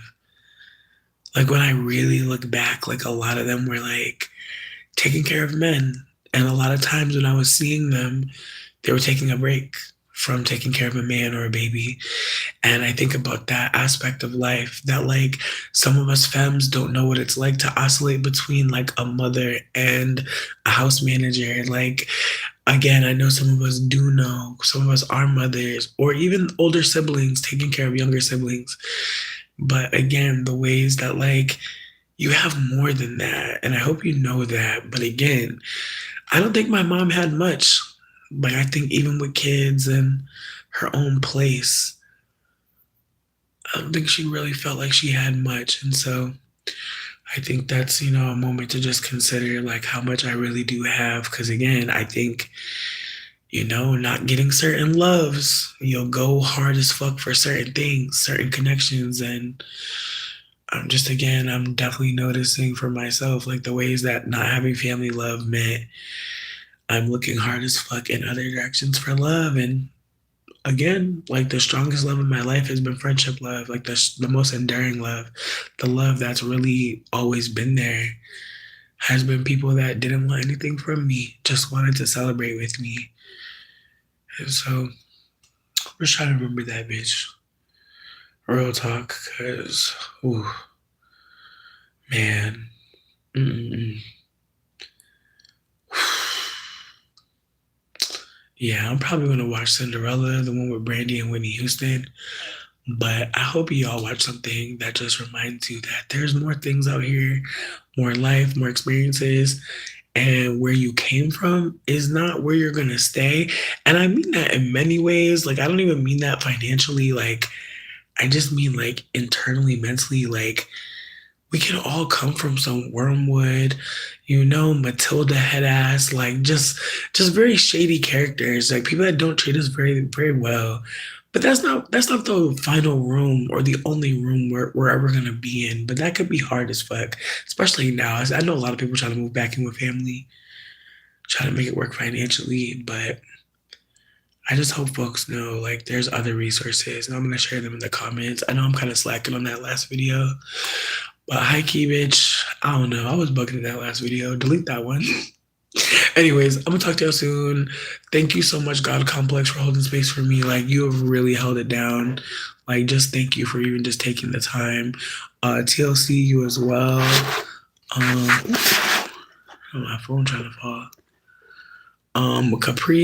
Capri Fag, I'm fucking screaming at you. You're funny as hell.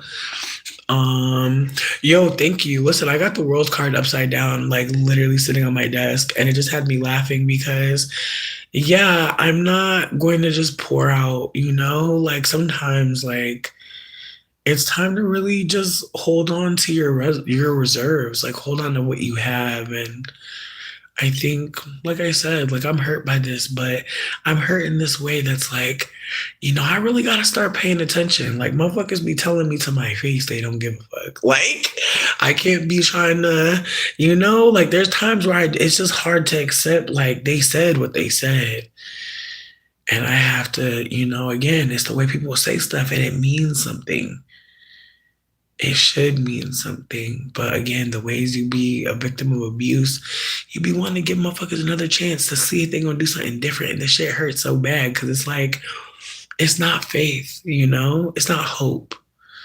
It's abuse. It's a pattern. It's a cycle. It's familiar pain. And again, the ways that like, who the fuck wanna really sit with that? Who wanna believe that? Like, who don't wanna just be hopeful and believe in shit? But thank you. Like I said, just thank you for hearing me and holding space. I'm really hoping that I'm breaking the cycle for my mom. But I feel like my plan is to maybe make a journal for myself whenever I really want to talk to her and maybe just write in it just to like pay attention to what I want to say. Cause again, I don't think because she's not a good mom that I can just verbally assault her and like be mean to her and shit. I don't think that. However, I think that her triggers are very wide.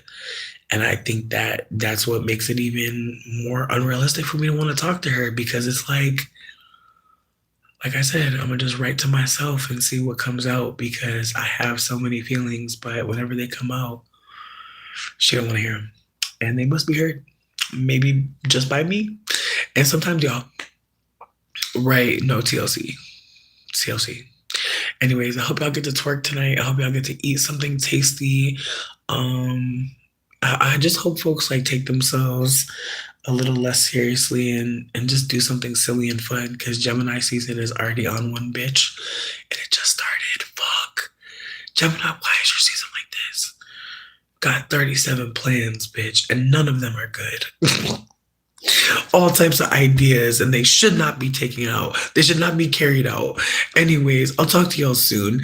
Thank you for spending time during this season. It's chaotic as fuck.